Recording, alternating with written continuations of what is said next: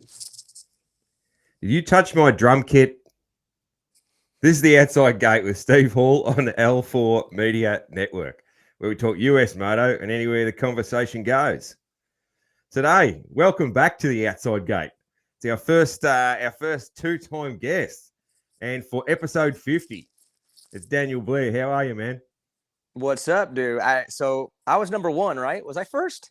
RH22. RH22 was first. So you were onto it early, dude. You were onto it early. You had the high point winning mechanic on right out of the gate, dude. It's like you knew.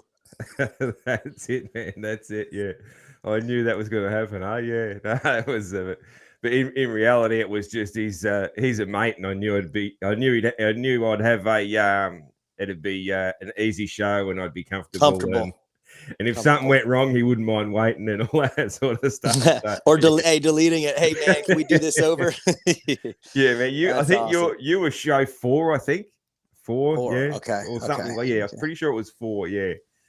Yeah, all man. Right. But yeah, I wanted to get you for episode 50, man. Yeah, so 50.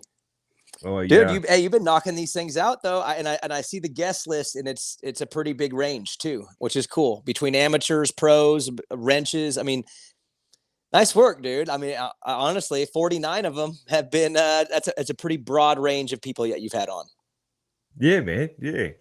Now that's and it'll stay that way, man. Because that's what I'm more interested in the stories of people rather than and of course it's great having big stars on, and legends and stuff. Of course I love that. But also love just anyone that's really interesting, man. Even if it was an industry person that no one's ever heard of, if they got a great story, I want to talk to them. So yeah, that's kind of the way I roll. What are we getting into today? Where are we going, bro? I feel like we could go a lot of directions. Where do you want to go? I've got a lot of notes, man. But honestly, the show, same as first time round, man. It's very organic, man. I thought just for a warm up, man, we better hear a little bit about. I don't want to steal any thunder from the main event show that's coming up later today, because as you know, I can't say I'm the number one fan, but I'm at least maybe on the podium, top 5 main event fans. Brody's the number one fan. Yeah. So I don't want to steal any thunder from that show. But yeah, dude. So you're at the Redbud Combine. You guys, I think, what were they? 5th and 6th, or 6 and 7? 6, 7. Yep. Yeah, man. Yeah. Okay. So it was good in my opinion because of the expectations, and you got to remember every block of time in amateur racing, a lot of things change because people will graduate out of the class. Someone will come up or move up a bike. So there's a lot of movement. Well, last year our roster was really A heavy. I mean, we had Base Flug, Finnis, Ryder McNabb was kind of in this hybrid role for us. Juju, and then of course Casey Cochran, who was winning these things. So we were suited last year at the Redbud Combine. Well, this year it's a younger roster. And not only a younger roster, but a smaller roster because I had some injuries. We actually had 2 of our riders get hurt in the last few weeks. They're better now. They're going to be okay for the Loretta's, but they're missing out on the Combine. And then you had Luke Fauser, who actually was just coming off of an injury, rode a couple times before the Combine. And then Jeremy Fapani, who was making his debut big race. He hasn't raced anything too big since last year at Loretta's, which he won. And then he had knee surgery, an old injury, just he wanted to get fixed before he went to the next chapter. And this was his first big race. So for those two, my expectations weren't super high because neither one were really, I guess I wouldn't say they weren't prepared to go out and win. They were prepared to learn and do something that showed promise and take something home with them so that they could be better at Loretta's and then the Ironman Combine. So a 6-7 for the boys. Jeremy got 6, Luke got 7th. And I'm happy with that because it was good from both of them. But again, our roster is on the young end. We have a huge tidal wave coming starting next year, where all of our kids will be moving from B to A and from B limited to B mod. So good for us. I was happy with the boys; they did fine, and on to Loretta's. That's it, man. That's it. Yeah, very good. Luke, man, he's a good kid, man. I had him on a show there a while back. There, yeah, you suggested him, so yeah. was good. He had a good weekend. He's probably not happy with it. I know he's not because he's super competitive, but I mean, he ran third for over half the moto and then just, hung on for dear life. Again, he was hurt. He missed his regional for Loretta. So he just got back on the bike. And the fact that he was able to go about 17 or 18 minutes in third, that shows me what he could do as a racer. Now we just got to get some foundation underneath him. And by Ironman, I think he's going to be well. And actually, his schedule's a little bit different too. He's not going to Loretta Lynn's because he was hurt right before the regional. So now instead, he's going up to Canada and going to spend about 4 races up there, and then come back for Ironman to close out the season. So he should be good. He's got a really good plan in front of him. Nice. Yeah, that'll be interesting to see how he goes in Canada, man. Yeah, very excited for that. Yeah, there's a fair bit of action going on up there at the moment. I'm more interested in what's going on in Canada than I've ever been. I think, especially a couple of Aussies racing up there in particular sort of gets your interest going. And then, I was talking. Which Aussies are up there? Natski's from New Zealand? Tiger and Tiger, and Aaron Tanti, yeah.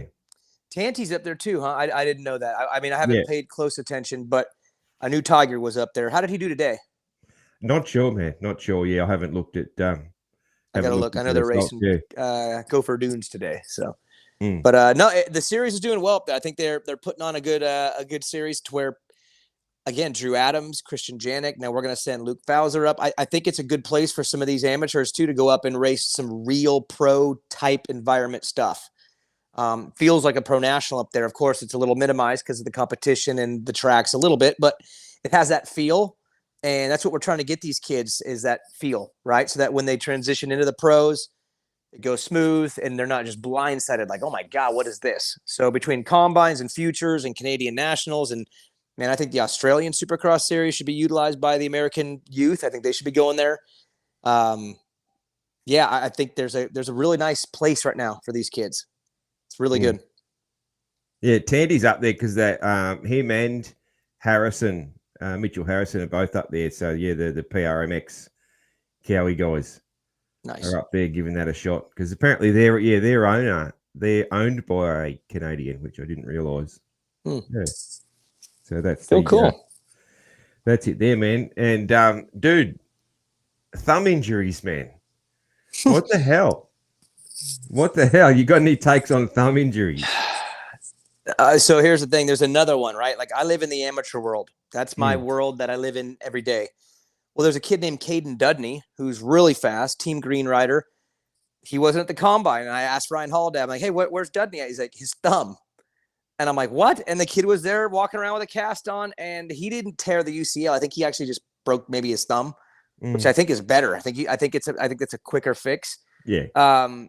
So that's even a top amateur kid is out right now and didn't race a combine because of a thumb. So I don't know what's going on.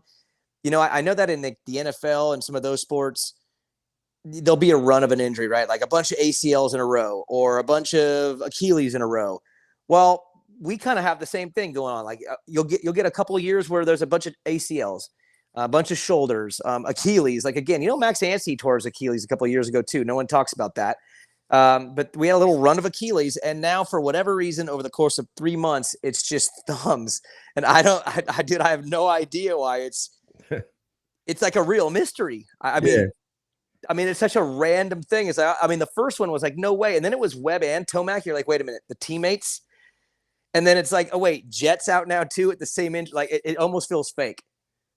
You know what I mean? Oh yeah, thumbs, it makes me think, man. Like I've been thinking, I'm a thinker, and I'm thinking like, why, is there something to do with the, something they're doing or whatever? I was even thinking about, how they've been talking about, how Kiefer's been talking about how tight everybody's running their head stem. They got their head stem real tight, like a steering. It's like they got a stabilizer. Are they crashing and the bars aren't moving and it's tearing their thumb? And I'm thinking of all these things, and which none of them are probably true. But it's just such a weird thing. And 3 of the top 5 guys, just 3 of the last 4 champions. Yeah, just thumbs. Supercross champions. I mean, I think I said it on the show last week. Sexton and Anderson need to just be careful. Just that they're the only two 450 champs left, and Dylan too. You all need to be careful because it's taking all the 450 champs down. Yeah, just thumb by thumb. Keep an eye on those thumbs, hey. Just be so weird with those, man. Yeah, so man. weird. Unreal. Dude, did you see the you saw Deegan? You saw Deegan hit that down guide, or you've seen that by now? Or you've been too busy? Yeah, you've seen it. Yeah. No, I saw it. It's he's lucky. He's lucky he flipped the way he did. I mean, that could have been actually a really bad injury. Yeah. Really bad. It makes sense because the coverage missed it, and I was like, something's got to have happened because this guy doesn't sit in sixth. Like something's happened. There's no way that he's happy to, be sitting in sixth. He should be tearing through them at the end, like he always does. But yeah. Man, that was lucky. And that seems like that was the exact same guy that the other two guys just missed. Yeah, that's what's crazy is that happens. They obviously stay on that battle because those two were in a battle. But then right behind that was coming Hayden, so they didn't get that. And here's where I'm going to defend the TV crew. I'll try, and I think I'm right on this. But on outdoor, like on Supercross, you always have one camera on the leader at all times because no matter what, you got to go hunting for stuff, right? You got to go hunting for battles, but you got to stay on the leader in case something happens, right? You can't. Oh, the crowd cheers. Oh no! Oh, we didn't get it. No, you have to get the leader. It matters. He's the leader. So. In outdoors, though, they don't have that luxury because the way the cameras work, they got to go from one to the other. And when one guy does his part, he then has to go back and he is waiting to catch something behind. He can't go back 3 seconds. He's following all the way through his part. For him to go back in time to grab Deegan, he would have to have broken off of them and chose Deegan and the downed rider instead of the battle that they were actually covering from camera to camera to camera to camera. So for them to not catch it, it's because it was outdoor. They would have caught it in Supercross. They can't catch it on outdoor if the crash happens 3 seconds behind where the camera is going. You know what I mean? Yeah, man. So the guy would have to have the most incredible instincts of all time to go, you know what? I'm going to just not do what I do every lap, which is follow through. I'm just going to hang back here because I have this feeling. That's the only way they would have caught that. That's it. So I'm gonna defend him. But luckily it's 2024 and there's 5,000 cell phones that caught it, and we got all the angles, man. We got all the different angles. We got every angle. You can't get away with anything, man. Yeah. No, I mean, dude, you literally just. I mean, I've seen it from at least 3 angles. There's probably more now, but again, he's lucky. He's really lucky. Dude, I think it might have been you who said it, or man, it's been said a lot. Like, aren't you glad that everyone didn't have a cell phone when you were young and partying?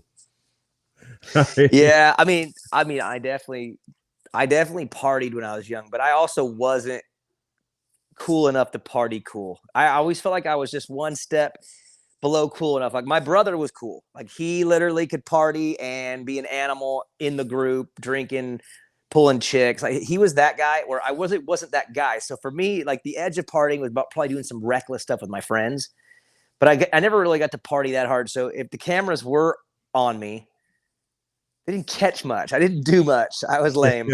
So, like my brother, on the other hand, man, Vincent, he had a period there where he was pretty rad. And played into it. But I was always married and kind of nerdy and bad style.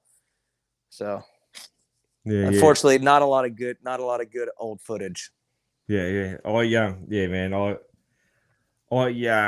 I partied pretty hard. Yeah. So but honestly, man, because I don't really get embarrassed, man. Like I don't give a fuck. So if there was footage of dumb shit I did, I would probably just laugh about it. But yeah, I don't think there's anything that'd be I don't think there's anything that'd be too incriminating, but we had one of my best mates. He had this old camera. It was like his dad's camera or something. So it was even like this is like the 90s, but it was a camera out of like the 70s that he used to bring to parties and stuff. and he's got a small selection of some funny photos that and we're so glad that he did though, because he's the only one that ever thought to do it, and probably the only one that had a camera, and so there's these funny photo collection that he's got of different things that we did over the years and that sort of thing. It's funny, but yeah, I feel sorry for the kids now, man. Like, yeah, they can't. As soon as they go to do anything crazy or wild, and like everybody, there's like 5 cameras on them, man. So like it's it's a funny I'll tell you thing. what about the camera. So I did my overreaction show, and after Masterpool won Moto 1, I kind of like threw it out there like, "Oh, Deegan don't like you no more, man. That you beat him once that one day. Hey, good for you, buddy.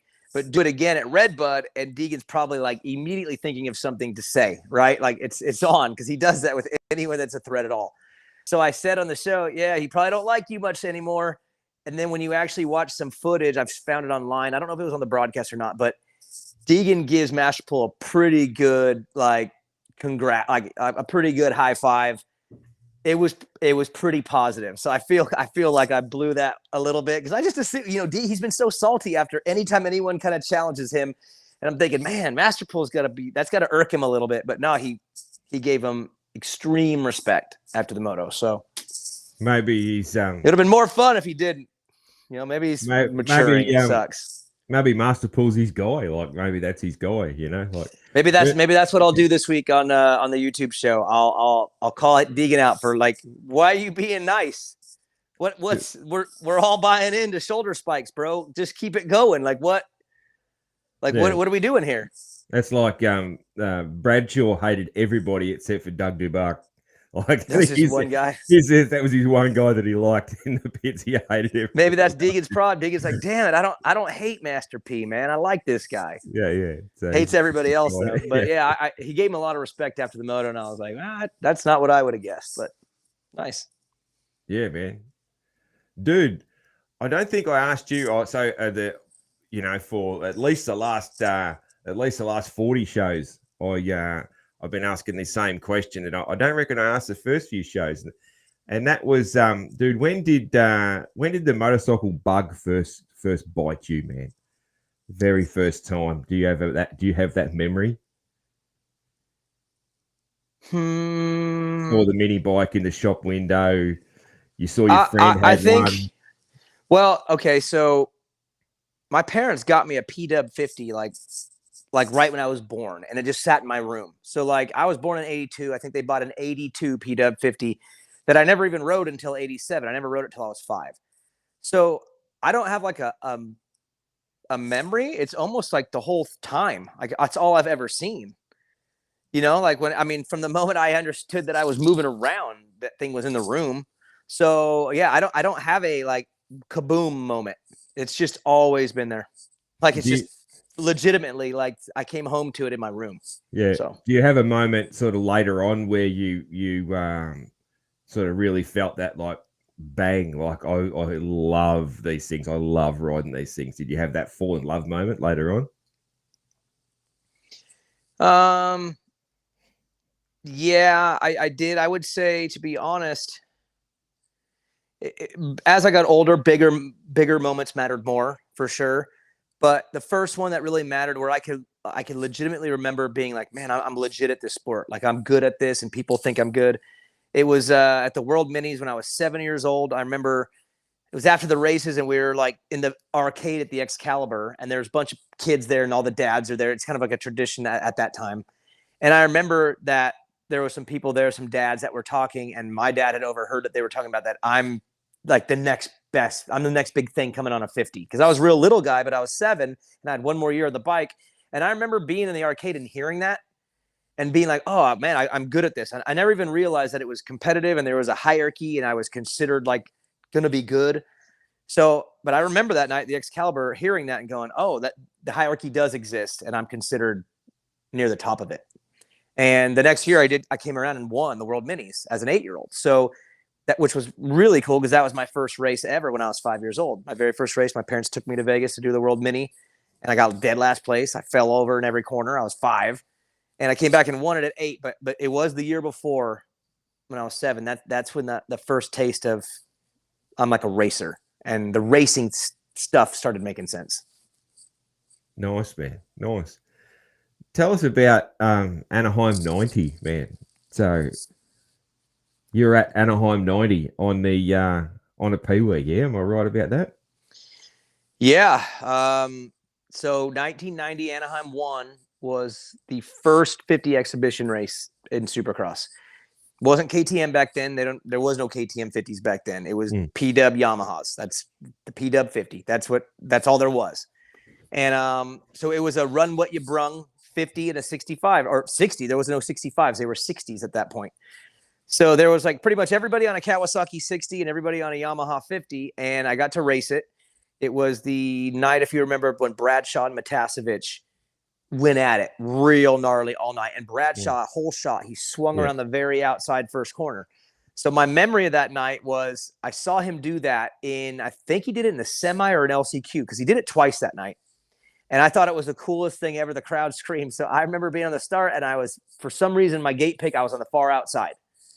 And so I just went for the berm, and I lost like 8 spots. I mean, it didn't work, because on the 50, you just go to the inside. I was way out there pitting, lost a bunch. And I remember my dad being pissed after.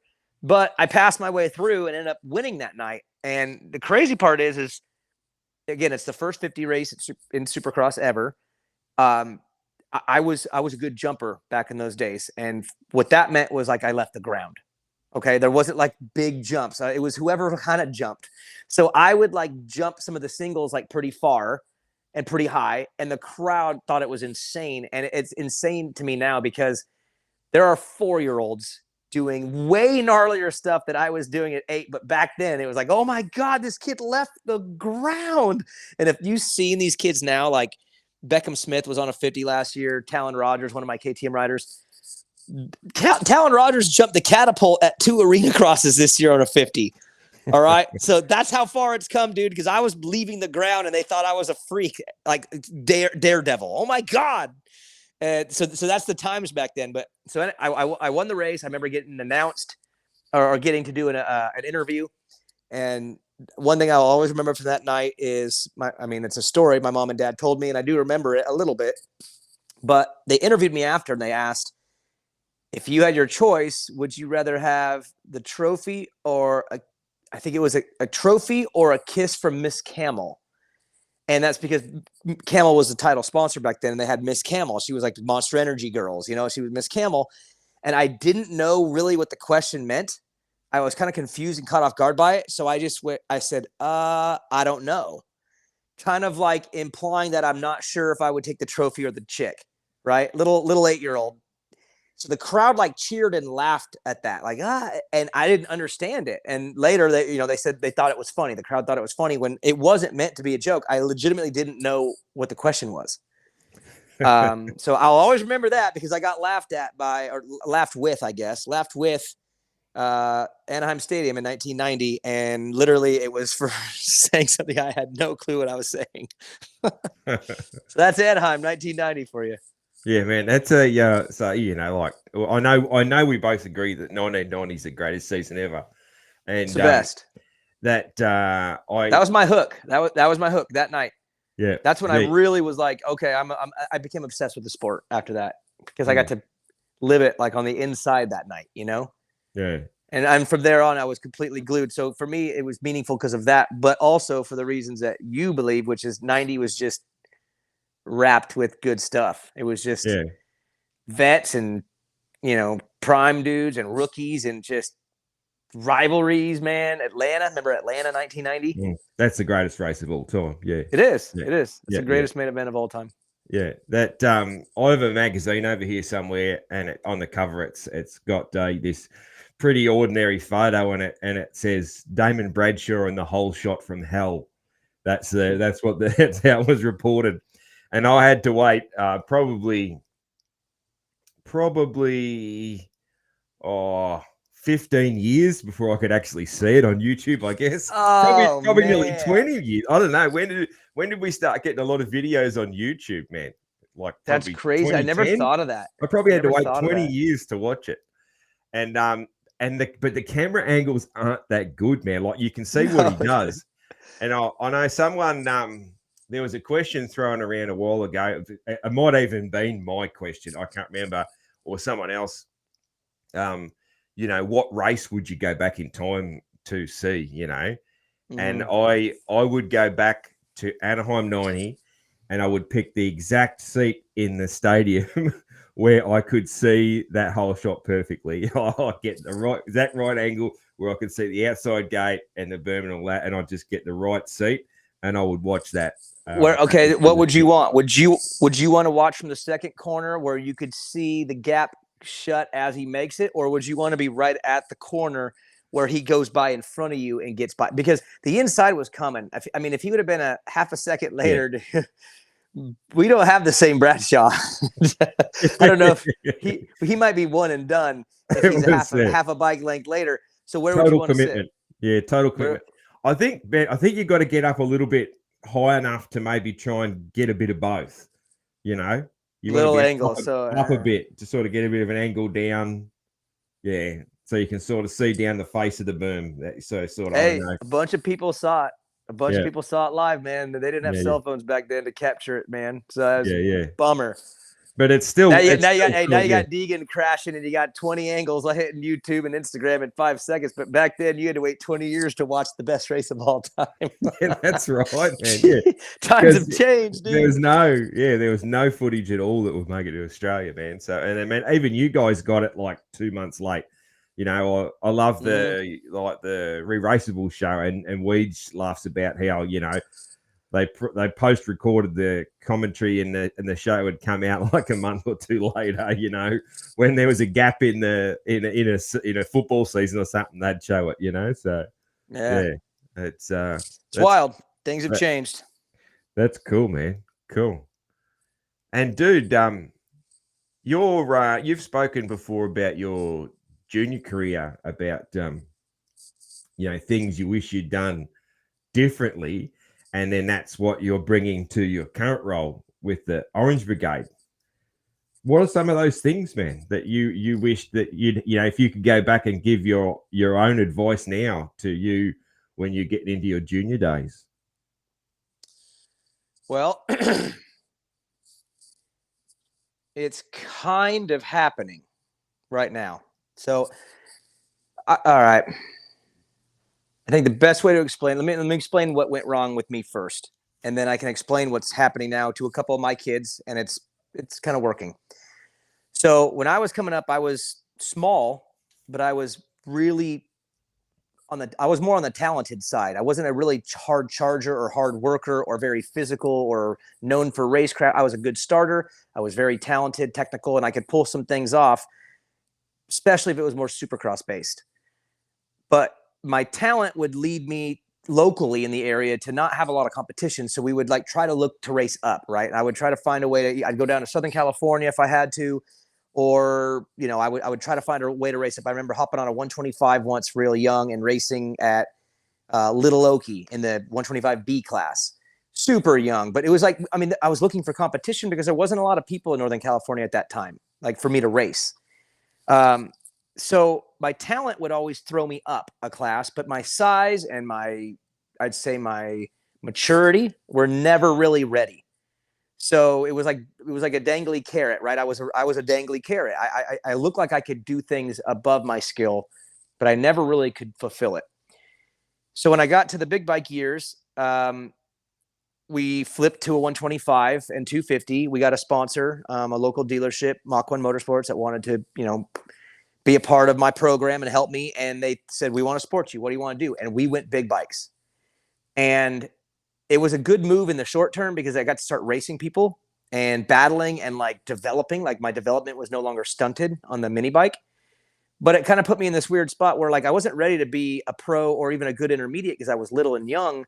But again, locally, I could. I could win locally in the pro class already at 15. So I was kind of in this thing where I was thrown in early. I come around to the World Mini in Las Vegas, which is the biggest amateur national at that time, and I dropped back down to 85s. We borrowed a bunch of bikes. I went and won the World Minis. And what should have been an eye-opener for us, which is, hey, let's park the big bikes. Let's get back on these mini bikes and just go dominate for a year and get a ride, like get a real ride from one of the manufacturers. Instead of doing that, we decided, no, we're going to do the opposite. We're going to jump early. In fact, we're going to just go pro. So I turned 16, and 3 days later, I raced Washougal. The problem was I was not ready mentally, emotionally, physically. I didn't have the killer instinct. Again, I could pull stuff off because I was talented and crafty and a good starter. And I would always do better when I was kind of older on a bike and I could kind of race back a little bit, race kids that were a little younger than me. Cause again, I was small. We did the opposite and we threw right in, and it stunted my probably first 2 to 3 years of development in the pro class because I was super afraid, was not ready, and I went from being a really good amateur who was used to winning or at least being in the top 5 to like not making it to the national. I didn't even make my first 2 nationals. I didn't qualify. So it was like the most utter jumping off the plank into shark infested waters of all time. And it like really set everything back. And I didn't really get going until I was like 19 or 20 because I had to like recover through maturity and age and experience. So now I'm in a position where, I'm managing right now. I got 24 careers I'm managing, and now my son's too. So I got 25. And I'm looking at it from a different perspective because I've lived it and I've watched 100 people make it and fail all these different ways. They all can work and they all cannot work. But what's most important is that every kid needs to match up for their own development. And so what I like to do in strategy is I like to hold my kids back as long as I can until they kind of force me to let them move up. Not because they're talented and it's like a dangly carrot, but because I'm actually holding them back. And then, and here's an example. There's a kid named Seth Dennis on the roster, super talented. Maybe the most talented kid on the team, if you're just talking pure talent. But he's skinny and he's light, and he's in this weird little chapter where he's the weight of a 125 rider, but his skill set is so freaking awesome. He's a better 250 rider, but to me, he's light and little, and I don't want him to get hurt. So I've been holding him back all year, making him race a 125, but he's been practicing on the 250 on the side. And just kind of like developing on that and racing the 125. He won a moto at Spring-a-Ding. He won a moto at his regional. So it's been okay. But my own eyes watching him, I could tell that he's not riding that bike very well. He's being held back development-wise. He's talent-based more around a 4-stroke. I can tell by his style. But damn it, I needed more weight out of him. Like I need him to get heavier. So I told him, you can race your 250 when you get to a certain weight. And I gave him a number. And he was pissed. Dude, because he wants it now, and it wasn't time. So he's starting to eat and gain. He finally gains, gets pretty dang close. I said, all right, come out to my track, out to next level. And he rode for one day, and I watched him on his 250. And I said, all right, go race your regional at Redbud. And if you make it smooth, we'll have a conversation on Monday. Well, he went to his regional, and he won both classes. 250B limited, 450B limited on the 4-stroke. And I said, all right, buddy, you earned it, and cut him loose. And I just heard last week from someone that trains with him that he is like blossoming like right now. He's having a moment.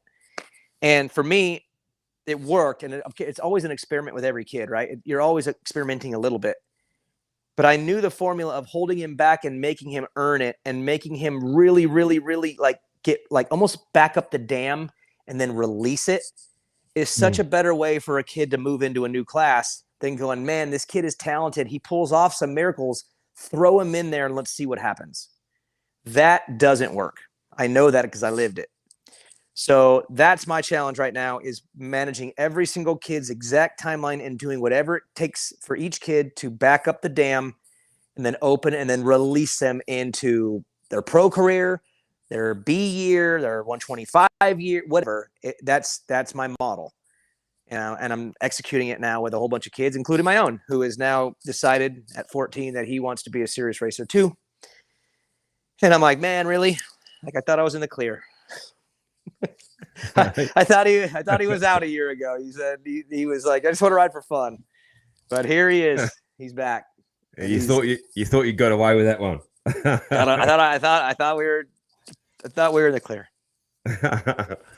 So that's the, I guess, the long answer on how I'm trying to execute what I learned from my own mistakes. Yeah, man. It's good, man. I like it.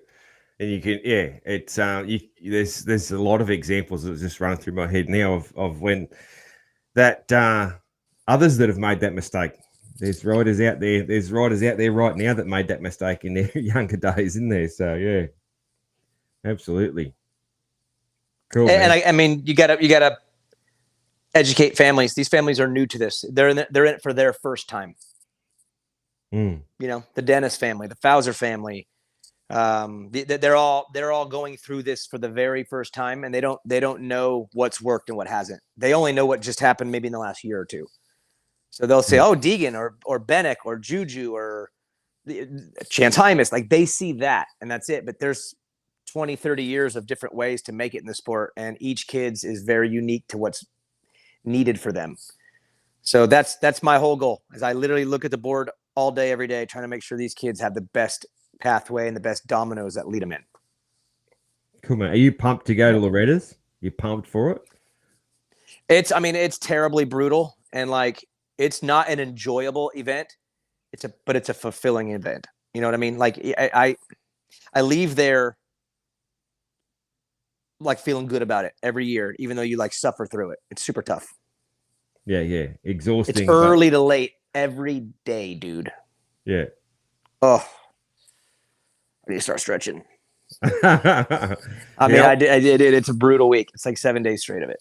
Yeah, I'd love to go one year. I want to go one year, and which might seem strange to some people that you would that would be an event of choice. But I genuinely love stuff like that. Like I love the energy that junior racing brings. I love it. It's good. I've been involved at helping run junior events at obviously a much smaller scale than that, but still a big scale for where I live. And man, it's the best. Like those kids are awesome. Yeah. Or Minios, or you could come to Minios too. Minios isn't Loretta's in name, but if you want to see something that's just insane, go to Minios because of the entries. It's bigger than Loretta's by numbers because there's no qualifying to get in. There's no system to get in where it's capped. So it'd be either one of those two. Come, you'll be blown away. They're both really good. It would be cool, man. How's life back east, man? You still loving it? Yeah, I love it. Just fits, fits the family, fits my wife. She's happy, and that the old saying, "Happy wife, happy life." I know it's like funny, right? It's like it's true. Oh, no, it is true. Yeah. It is really true. When your wife is happy, everything goes smoother. So it's just what it is, and she loves it here, and like we're just happy. Like the kids love it, I love it. Our mood at all hours of the day is just better. So yeah, and it's still tough. I mean, it's hot here right now, and winter can be tough at times, but the good outweigh the bad. Like what's it like in winter there? 1. What's winter's like there? We ride all December and January, and it's cold. The ground might be frozen. You might be riding, it ain't perfect for December, January, but it's warm enough to where you do ride. You don't miss it. So, that would be, I guess, the line. And I think any colder or rainier, and it probably is too much, but it's weird because in the winter here, it gets kind of cold, but it doesn't rain that much. We do have periods of rain. It's more in the spring. The winter time, we don't really rain too much. It's just freaking cold, and they ride in it. How cold does it get there in the winter? Like it gets near the freezing mark. I mean, we get into the freezings. We'll be in the 20s and 30s here and there. It'll pop in, but 40s for the most part. That's Fahrenheit, so I don't know. Yeah. I'm not. Don't know if you know what that means or not. I do know. I'm just saying. I say that because the Nunn family. Yeah. They're here, and Jack's funny because Jack's still, he's converting, so he's still, kilometers or, Celsius versus Fahrenheit. I mean, I think he said it to me last night. He was like, "Yeah, it was like 50 Celsius or something like that." And I'm like, man, I don't know if he knows where the math is all the way yet, but he's working it out. Yeah, man. Now it sounds like the spread of temperatures where you are is pretty similar to where I am then. Yeah. Because like midwinter here and we get sort of just a freezing, just below freezing. And then we get like just filthy heat as well. Like super. You guys filthy cook, heat huh? in the middle of summer. Yeah, so we get extremes of You're a both. winter But right now, right? yeah, man. Yeah. Middle of winter, man. So, which It's crazy. Hey, that Jake Cannon kid came over and raced the combine. yeah, man, So he's dude. coming from his winter, huh? Yeah. He's unreal. That kid. Do you know this? Um, Do you know the story of like how badly injured he was? Like mm-mm. not long ago, dude. Like he massive internal injuries. Had a bike land on him, and at the last I'm pretty sure the last Supercross round last year, and massive recovery, and like and he's just bounced back from it like nothing ever happened, and yeah, Wow. he's special, that kid, and so is He's got a fast. so is his So he's sister. got a fast sister, huh? Yeah, that's right. I'm not sure who's fastest, but yeah, She was there, and I saw her. And I didn't know if it was. I thought it was his girlfriend maybe at first. Come walking up, and then someone's like, "No, that's his sister." And look her up. She rips. And I looked her up on Instagram. I was like, "Oh my god!" Like I didn't know, but so she's like your best, right? I mean, she's the best. The girls, yeah. So yes. I had no idea, but yeah, so she was there. Yeah. No, they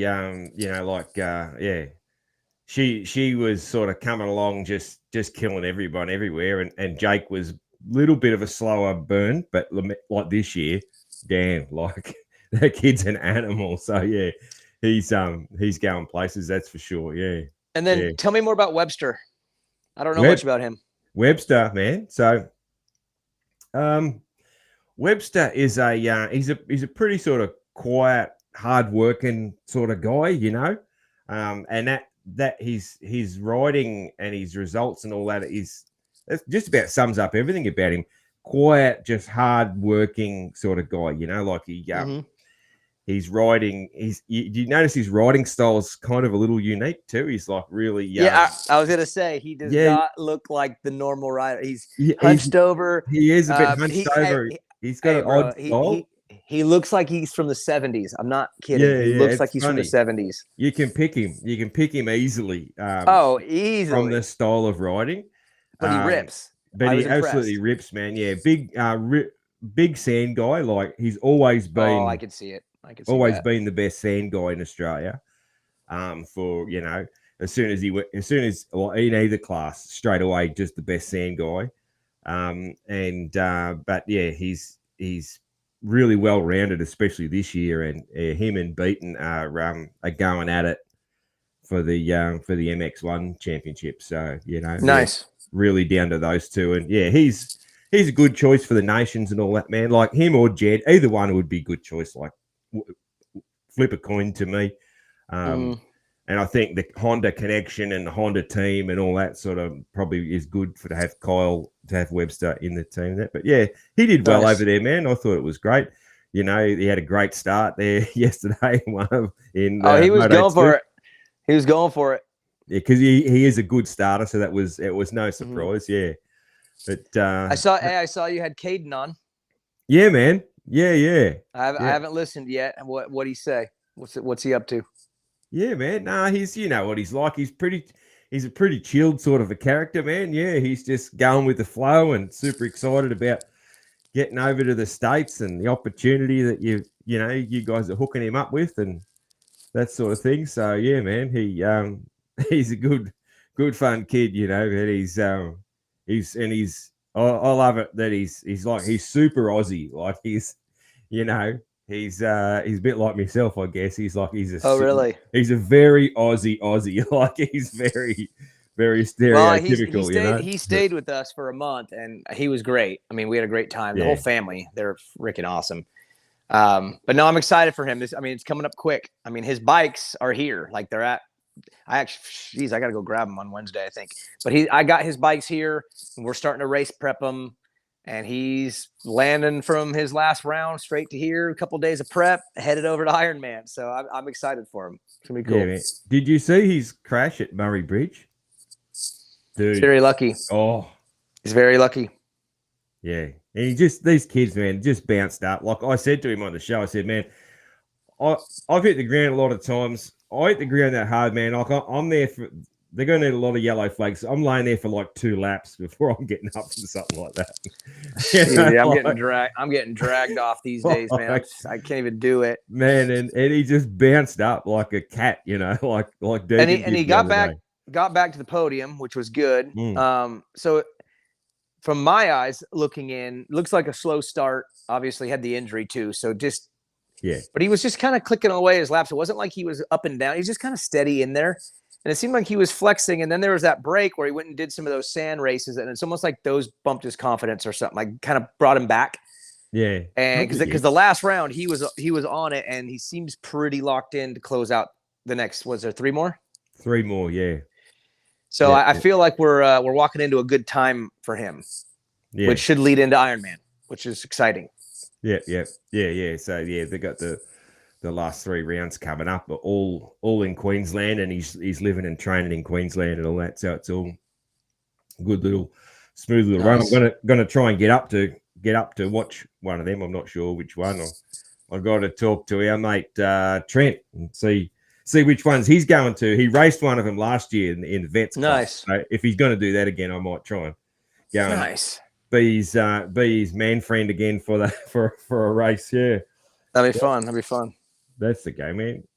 So going back east, man, sort of set you on a bit of a path, man. Do you reckon with life, man? Set you on a bit of a path, changed your path a little bit. Big time.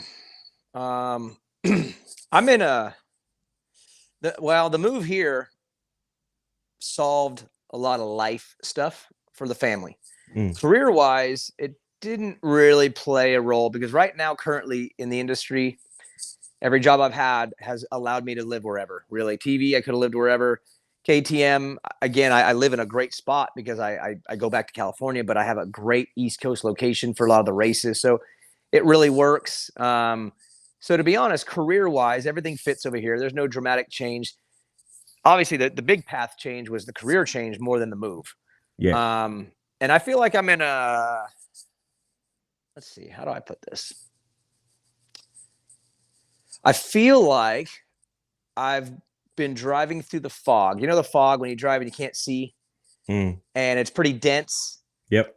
And you're on the road though, right? And you're driving on the road, and you know you're on the road. You can see the line, so you know you're good, and you know like you're safe. But man, it's a little scary because it's foggy. You just can't see. You just trust. That's how I've been for like the last year, and I've been just moving forward in the fog.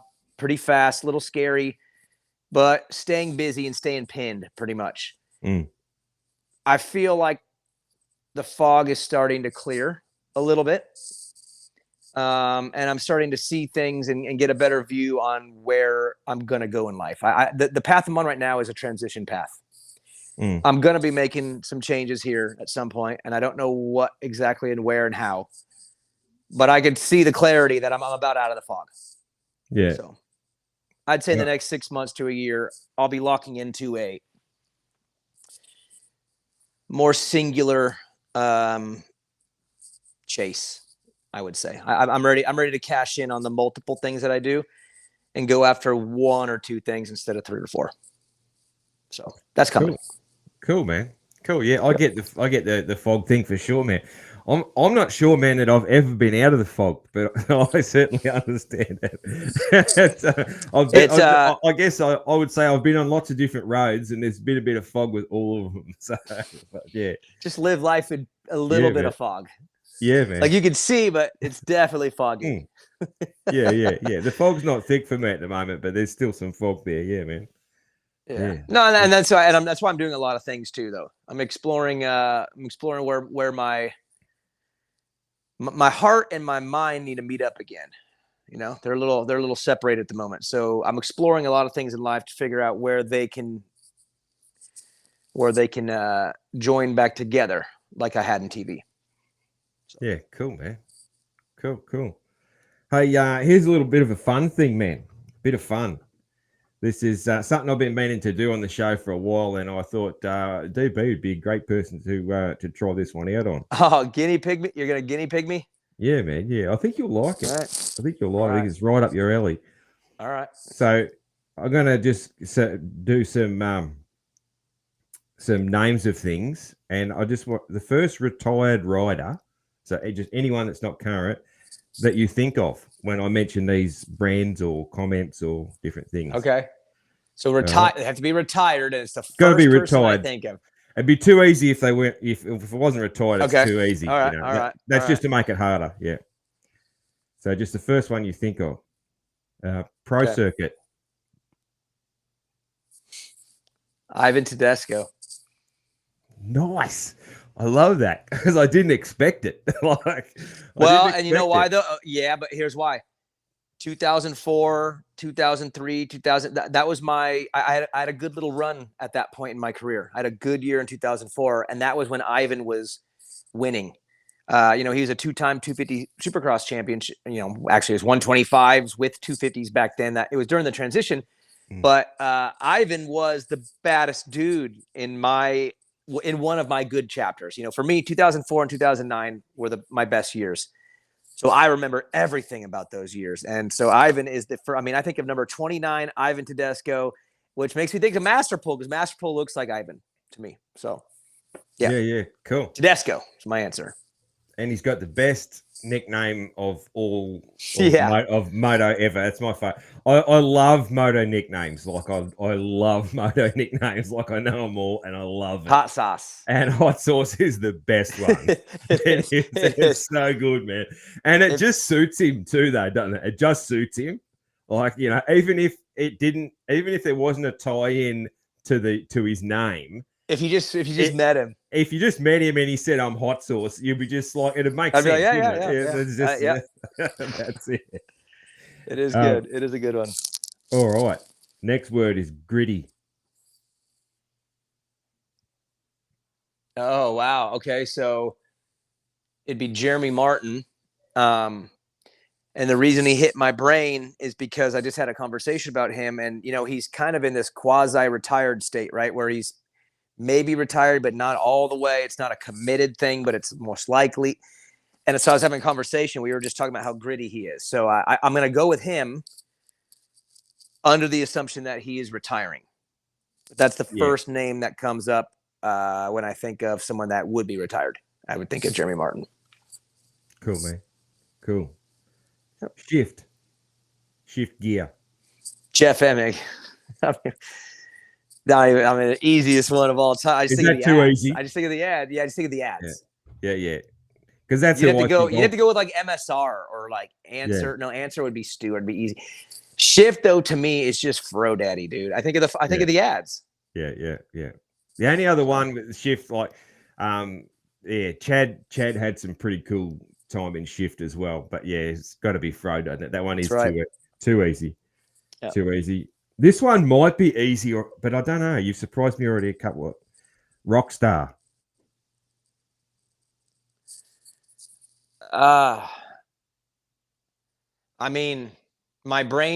First thing my brain went to was Jason Anderson, Rockstar KTM. The year he won a Supercross championship in the 250 class, it was a KTM Rockstar team before they moved to Suzuki. Wait, or no. Or was it the other way around? Nah, Suzuki. It was Suzuki, then the KTM. Yeah, because Jason was a rookie on Suzuki. I remember racing him at a local fair up in at the Idaho State Fairgrounds or something. I don't know if it was a state fairgrounds, but Cole Siebler put on a race. And I remember beating Jason Anderson in a head-to-head challenge. He was a rookie, and he was on a stock 250. I was on my Honda 450, and it was a one-lapper. And, dude, I hole shot him because I was a good hole. Dude, I could cheat at fairground races, man. I mean, you get a local fairground guy in the gate. Look, if he's dropping the gate on 3, he's doing it every time. Those guys don't try hard enough to mix it up. They go in a rhythm. So once you learn the dude's rhythm, it's on, and I just right over the gate.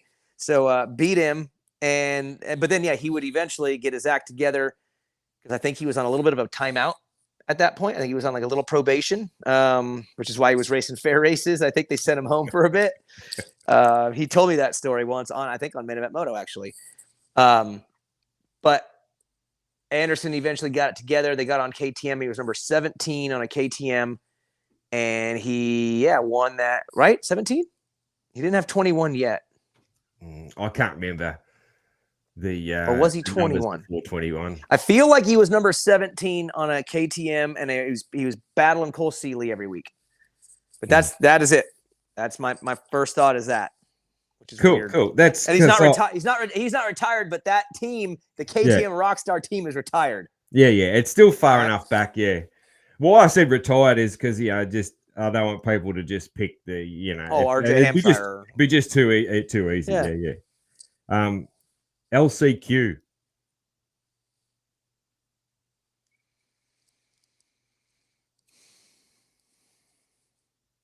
I mean, I gotta say myself, honestly. I was in those things a lot, man. Like, there's a weird feeling that you get going to the gate of an LCQ, man, and I can still feel it. I can close my eyes, and it's fear. It's fear, and you know what's weird? It's not fear of the chaos. It's fear of what that feeling will be like riding up the tunnel if I don't make it. Because if you get it in the heat, you're like, oh, relieved. All right, now I can just focus on the main and get ready for 15 laps or 15 minutes, whatever. But if you go to the LCQ, it's like some random's going to pull a start. Some dude's going to stuff somebody in a bike. You know what I mean? Like, stuff happens. And I just, there's a feeling walking to the gate in the LCQ, and you're just like, if I don't make this, man, I'm going to feel so upset. And that fear led me to do some great things. I crushed LCQs, dude. I was a killer in the LCQ because of fear. I never left an LCQ gate not terrified that I wasn't going to make it. And that made me ride really good. So I choose myself because I could still feel that, dude. I could just, you saying it gave me the EBGBs a little bit. Dude, I would have nearly missed all of your LCQs because in those days, that was before the international pass. And so we'd be scratching around YouTube, and you'd just get main events. So you'd be, you'd never get heat semis, LCQs. You just get the main events for most of that sort of decade. They just put the name. They put the names in there, like, and these two guys made it out of their heat. And you'd just scratching around YouTube. It was about it's only about 10 years, I reckon, that the international pass has been around, because I remember what was the year? It was the year where Chad had that resurgence on the Cowie, and he beat RV in a couple of early rounds and then got injured. That was the first year of the international pass in Australia. So that's like about 14, I reckon. So it's not that long, man, that we've been able to watch everything. So yeah. Guys, you don't have all the history. You know the stories, but a lot of my knowledge is written. But what is cool though, man, is there's cool races that I get to see for the first time. Because true, if I get hold of the remote controls, man, or if I even just watching on the iPad or whatever, man, it's just all old moto. It's just I just live it, man. And I'll still come across really old races that someone's dug out and loaded, and it's the first time I've seen it, which is So that's sort of the cool thing about not being able to watch anything for all those years, man. You get a lot of first experiences at an older age, which is pretty cool. It is cool, man. It is cool. That's why producer Joe, I think, likes the sport too, man. He got into it late, and so he's in it. I mean, obviously, look how smart he is now. Like, he's learned so much. Yeah. But I think it's been a fun adventure for him to just learn and the history and the knowledge, and now like he's good at predicting things because he understands trends and he can read people. So I sometimes forget, I take him for granted, but he started with nothing. He knew nothing. I think he called them motorbikes in the beginning. Motorbikes. And dude, now he's pretty damn knowledgeable because he's experiencing a lot of this all for the first time, but he's after it, He loves it. Pretty cool. He does. Yeah. Have you ever had him ride? Has he ever ridden? No? I don't know. If he has, we don't know about it. Maybe only when he's on the run, huh? My thought is, what if he rides and he doesn't like it and he goes, kind of killed it for me. I don't know if I like this sport anymore. Like, I like him where he's at right now. He loves the sport. Maybe riding would ruin him. Nah. It wouldn't. It wouldn't. What if he goes down? Right. Still wouldn't. If he goes down, he might not want to ride anymore, but he'd still love watching it. I don't know, man. If I got into a sport and then I went and did it for the first time and it bit me, I'm probably out. Yeah. Like I love football, man, but like if I was like went and played with my buddies one day, and then some dude just straight leveled me and blew me off my feet, I might not feel the same about the game. Just saying. Did you play football when you were a kid? Zero. I can barely even throw a ball. I thought all like American kids would have played a little bit of football. Like all Aussie kids play a little bit of. Like every Dude, Aussie kid played a bit of football. I'm 5'5", white. I was slow. Like I had there was nowhere to play me. Yeah. I didn't know there was no position for me. So you didn't. Football doesn't have a position for a really short, small, not very strong white guy. Who can't kick. See, like our schools, and still like in like primary school, high school is different, but in primary school, like they'll do things where like the whole class is a team, and we'll play another school.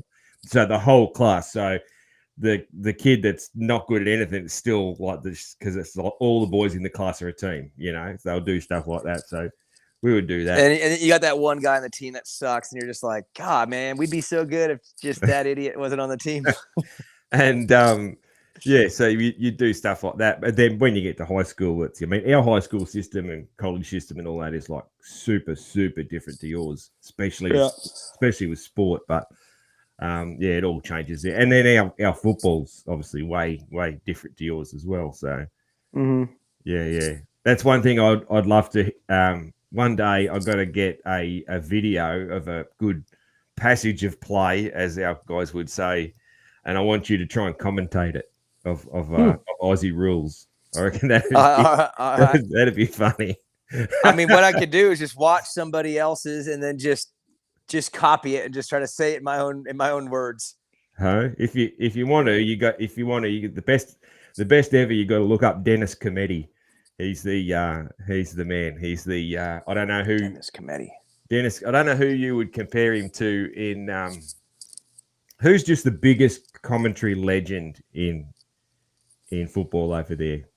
Is there one guy that Joe Buck is kind of your staple naming guy. He's like, Joe Buck, because he does so many things and he's done it for a long time. So he would probably be the tip of the spear, not as far as being the best though, but as far as being like the guy, highest value, probably him. Yeah. So he's your Dennis. Yeah, that's it. That's our Dennis. That's it. Dennis, he's a fucking legend, man. Yeah, he's retired for a fair while now, but yeah, we miss him, man. Yeah, but that would be funny to get you, I reckon, to call a passage of play in the AFL. Yeah, man. Send it over. Send me a link. I'll find a good video, man, and get that happening, dude. On football, man, I'm gonna even time it. I'm gonna even time it so we don't talk too long on football, because I know a lot of moto people don't dig on football, but you do and I do. How did a Californian kid end up being a Cowboys fan? Was that unusual, man? Or yeah, sucks for me too. It's a really, really terrible story. Because it played into one of my strengths, but also one of my weaknesses. I'm extremely loyal, like to a fault. Like it bites me because I'm way too loyal. So here's how the Cowboy story thing happens and why I'm stuck, because I'm stuck.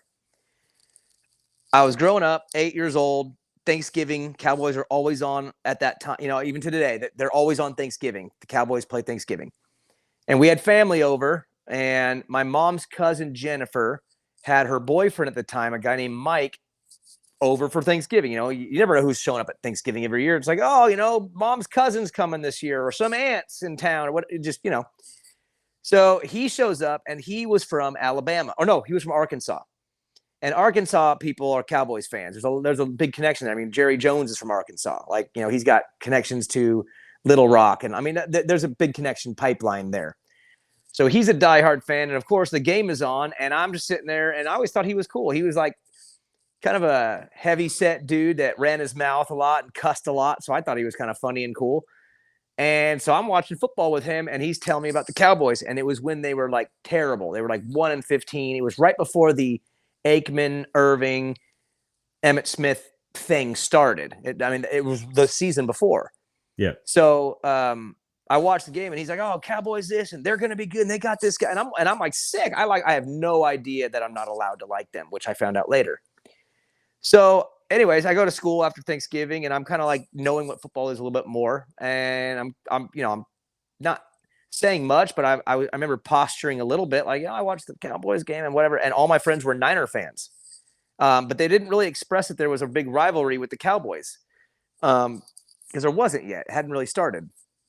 So for Christmas that year, this guy Mike bought me a Cowboys jacket. So over Christmas break, I get this jacket. I think it's sick. Now I'm a fan. Like, I went from watching him to, dude, I got this blue star jacket on. And I came out of Christmas break, went back to school, and showed up with the jacket on. And all my friends just like lost it. Like ripped me up and down, made fun of me. They're the worst team in football. We're Niner fans, 49ers this, 49ers that. And I just, at that moment, and it's probably one of the bigger mistakes of my life, I dug my heels in and said, you know what? F you guys. F you. I'm a Cowboys fan. F you and your Niners. And I drew a line in the sand. And then what came next was the Cowboys-Niners back and forth rivalry every other year. They had Terrell Owens. We had Terrell Owens. We had Deion Sanders. They had Deion Sanders. Like, it was the Cowboy-Niner back and forth, and whoever would win the Super Bowl. And the Cowboys won most because we won all those Buffalo Bills matchups. So I walked right into it at 8, 9, 10, 11, 12 years old, into the glory years of being a Cowboys fan, at war with my friends. I remember being at my buddy Mike Rishwain's house, watching football as a little kid, Niners, Cowboys. And I remember we got beat that day. And I remember getting picked up by my mom, and I was so pissed on the way home. Like, didn't even want to be his friend anymore. I was so mad. And so that's where the Cowboys-Niners thing turned me into a diehard loyalist, like a militant loyalist for the Cowboys. And here I am at 41 years old, and they've been just destroying my life pretty much ever since. And I'm just stuck. Yeah. Do you ever just like not watch on purpose and that sort of thing, just because you just, it's bad for your health? I watch when I can, and when I can't because of travel or something else, I don't trip. I'm to the point now where, like, some games I will coordinate my day to watch. Sometimes I catch it perfectly on a flight. Sometimes whatever. But there are also times when it's like, Evan's riding or racing, or we're going somewhere. It's against the Jets or something like that. I don't watch every single one. I probably watch 12 or 13 of the 17. Yeah. There's some parallels between the Cowboys form line, I guess, over history, and my Aussie Rules team that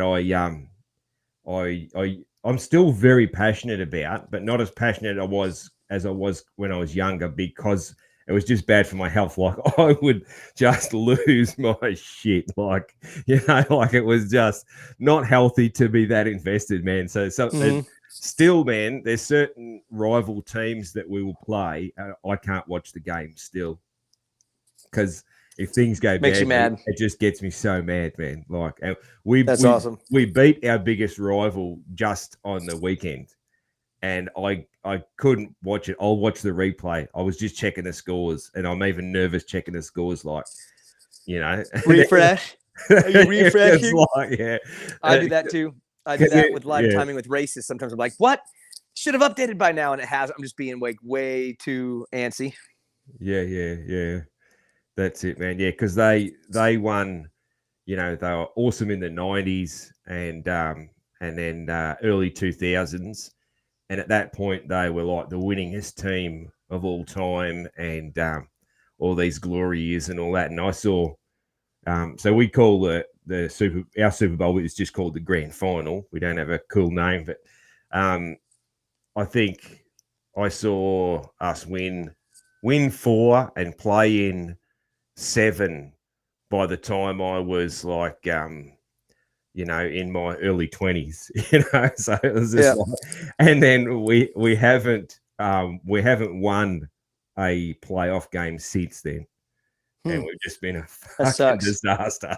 So, and we've had times where we had all this promise and then just shit the bed. And, it's The Cowboys always, they make me think they're going to do good all the time. They play with you, I mean, we're on 3 good years in a row, 12-5. That's incredible. But they lose in the playoffs because they're assholes.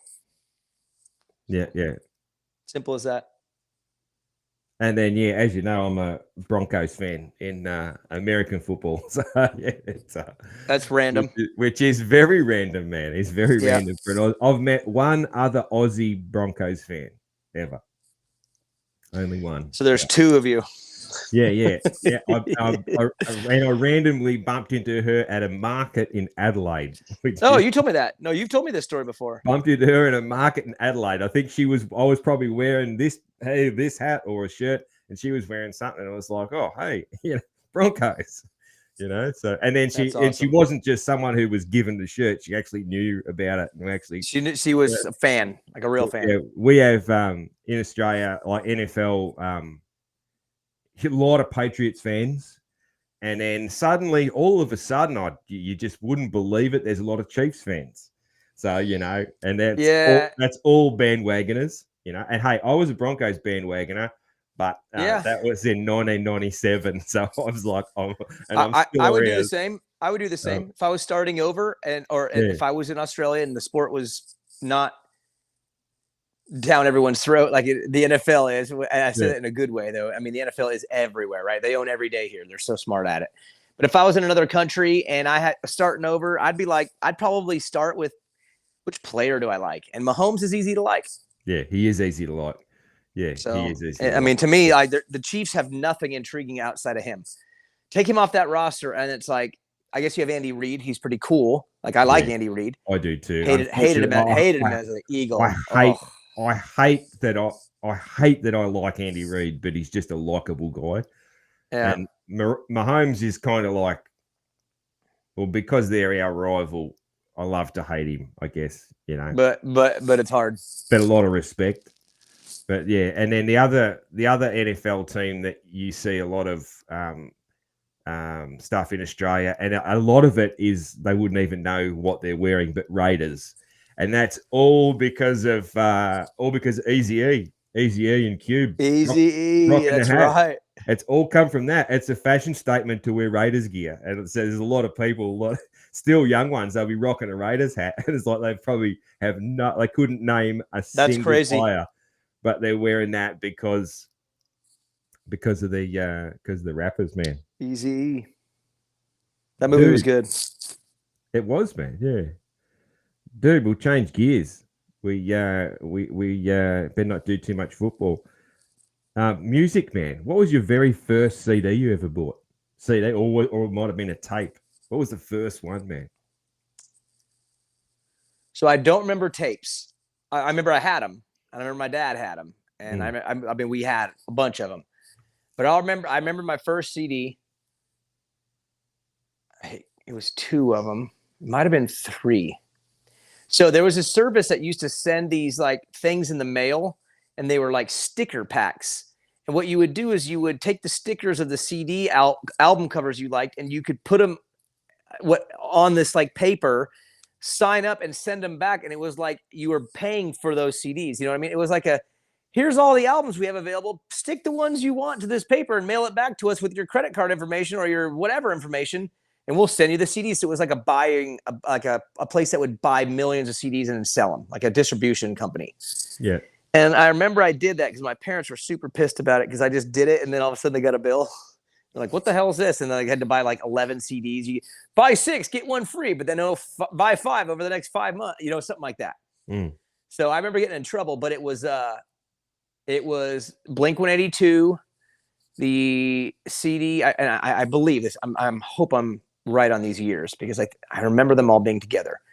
But it was Blink when they had the album that had the song "Damn It" on it, and then Bush the CD with Glycerine, and then I think there was maybe Alanis Morissette too. Was maybe the 3rd CD because it came in like a 3-pack. So I think those were the first 3 that I ever got. But I do remember the Bush CD and the Blink CD were like heavy rotation for me in the beginning. As far as I owned them, they were mine. They, I kept them nice in a little folder. Yeah. Like one of those little sleeves. You rocking them in the CD Walkman or? Yeah, it was in that, and maybe it was a CD player in my room. I remember being at school and having it and being like thinking I was pretty cool because I was into Bush and Blink-182. That was like, I think it was like 8th grade, 7th or 8th grade. Mine's random, man. I don't reckon you would have heard of these guys. Although this guy was born in America, my first one was a tape, and it was I can't remember the name of the album, but the band was Johnny Diesel and the Injectors. So I bet you haven't heard of them. So yeah, that's a pretty good name. That's a pretty good name. He's an Aussie legend, and yeah, Johnny Diesel and the Injectors, and yeah, love it. And then nowadays he's just Diesel. Nowadays he's just known as Diesel. He dropped the Johnny. Yeah, so that was Diesel. mine. And then I think the next one was I remember my dad giving me or I don't even know if he gave it to me or it was his and I just took it over, borrowed it forever. AC/DC Live. There was a double cassette set because AC/DC is like a birthright thing for Aussie bogans, man. Like like my kids are into it. My dad was into it. Like that's awesome. It's awesome. A cultural thing. Like you go to an AC/DC concert in Australia, man, and there's literally like grandparents and grandchildren and like together. Yeah. Literally. That's rad. It's man. so cool. That's actually really rad. It is. It's awesome, man. Like, people will take their kids to a concert, it's like you got to go and see AC/DC, and especially in Melbourne, because that's part of their iconic stuff. Yeah. That's the go, man. Dude, you how's the music going, man? I know you've hinted a few times about you and Vinny getting something going.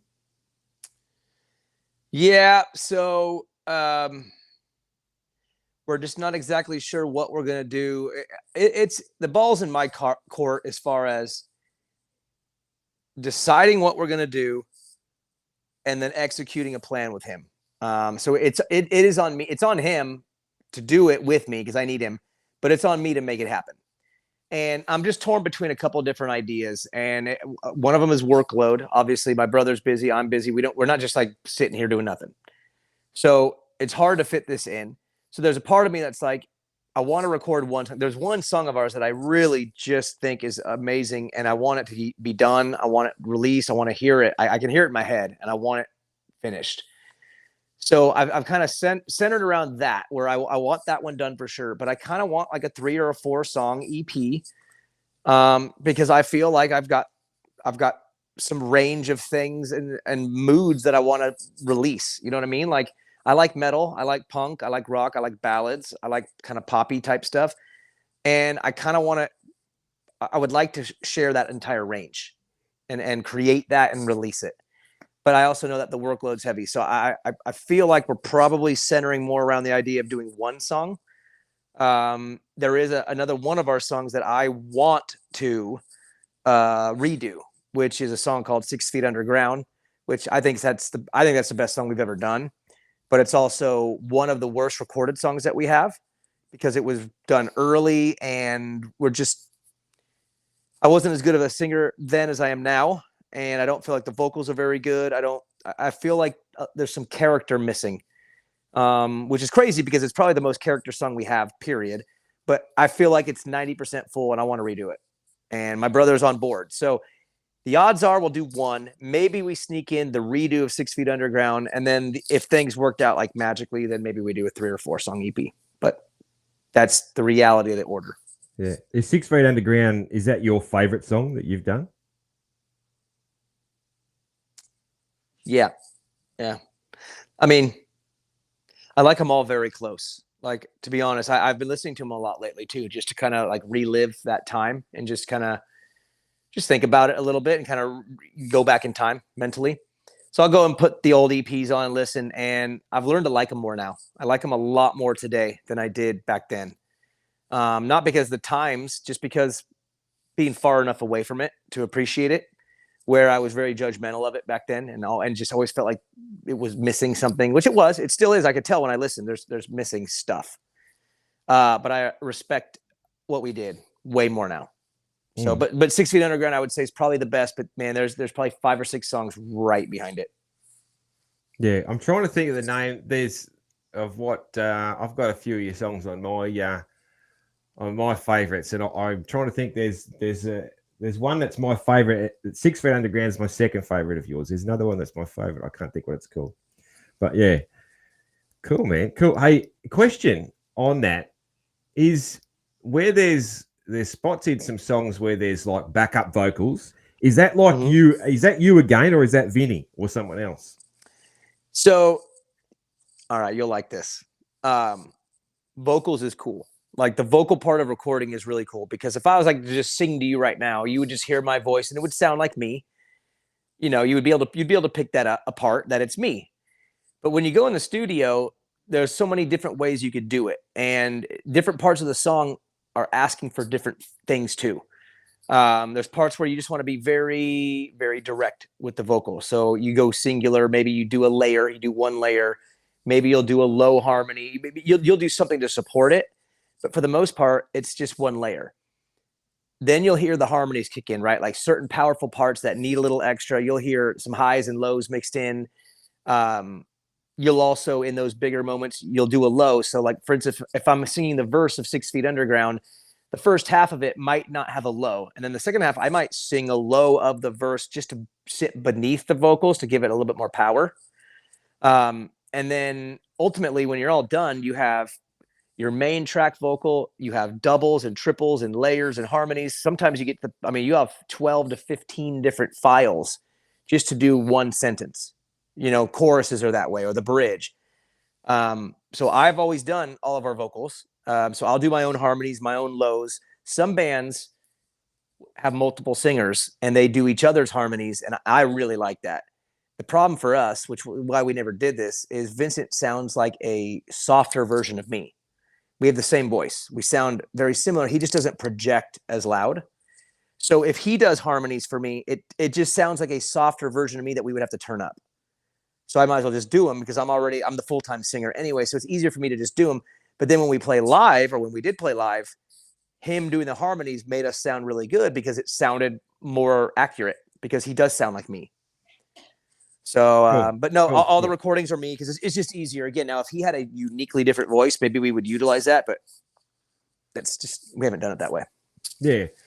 Cool. Yeah, because when you listen to some of them, you can, that's what I was wondering, like, because it almost sounds like, I'm picturing in my head Vinny doing those backup vocals because it sort of sounds like you, but not exactly on some of the like you're saying and that sort of thing. But yeah, it's just you in a different, singing in a slightly different way.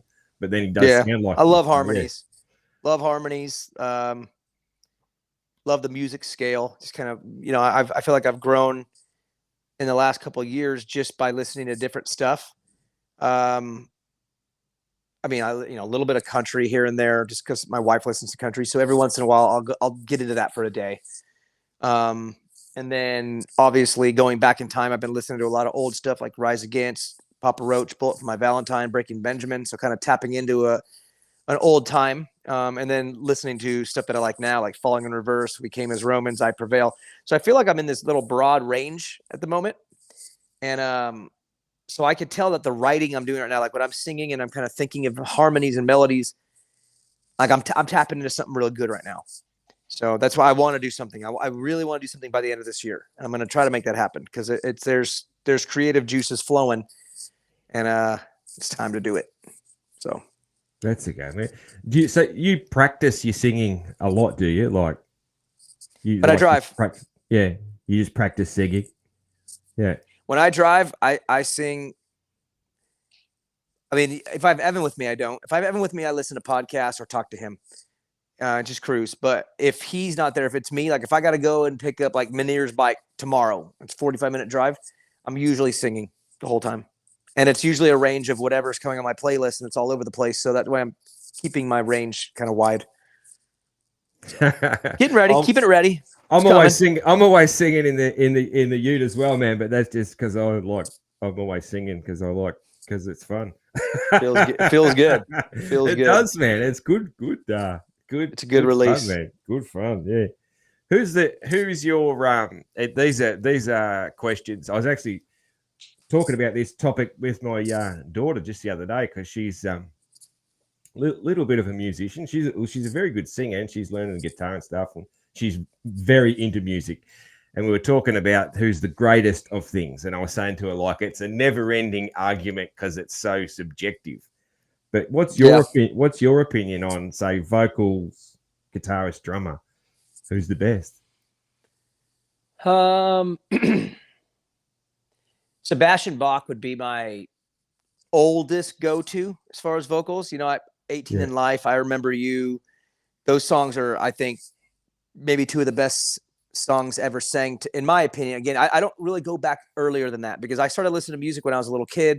My dad listened to a lot of that 80s metal or 80s rock, you know, the Motley Crue, Bon Jovi, Skid Row. So to me, that's the earliest. That's day one.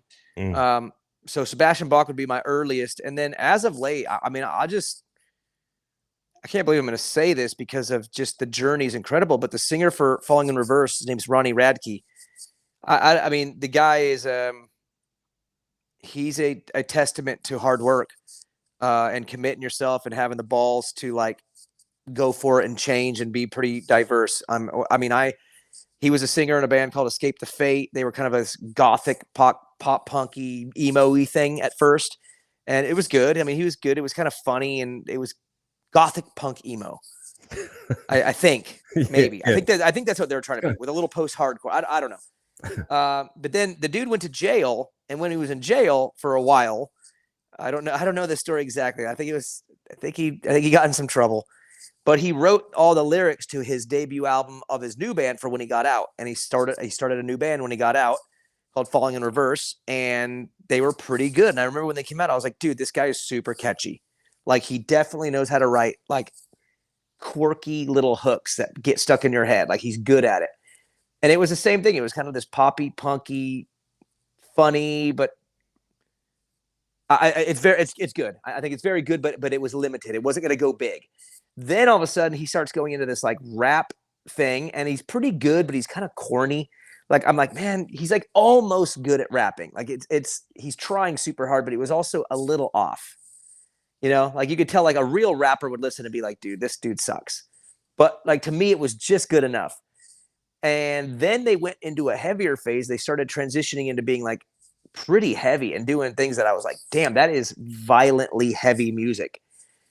And then where they really broke free and I think really kind of made the move is when they came out with the song Zombified, which made them number one. Then they had a song called Voices in My Head that went number 2, right behind Zombified, number 1. Then they had Watch the World Burn, which is a song that opening ceremonies in Supercross played all year. Chase Sexton had it for a while. I think it went to Webb maybe at some point. And now he just released a song with Jelly Roll called All My Life. And it's like a country, dancey, rocky, poppy thing that I don't even understand what it is, but it's number 1 in rock. And he's become the most incredible singer throughout all of this. He did a Papa Roach remake of Last Resort in all piano and violin form, which is just incredible.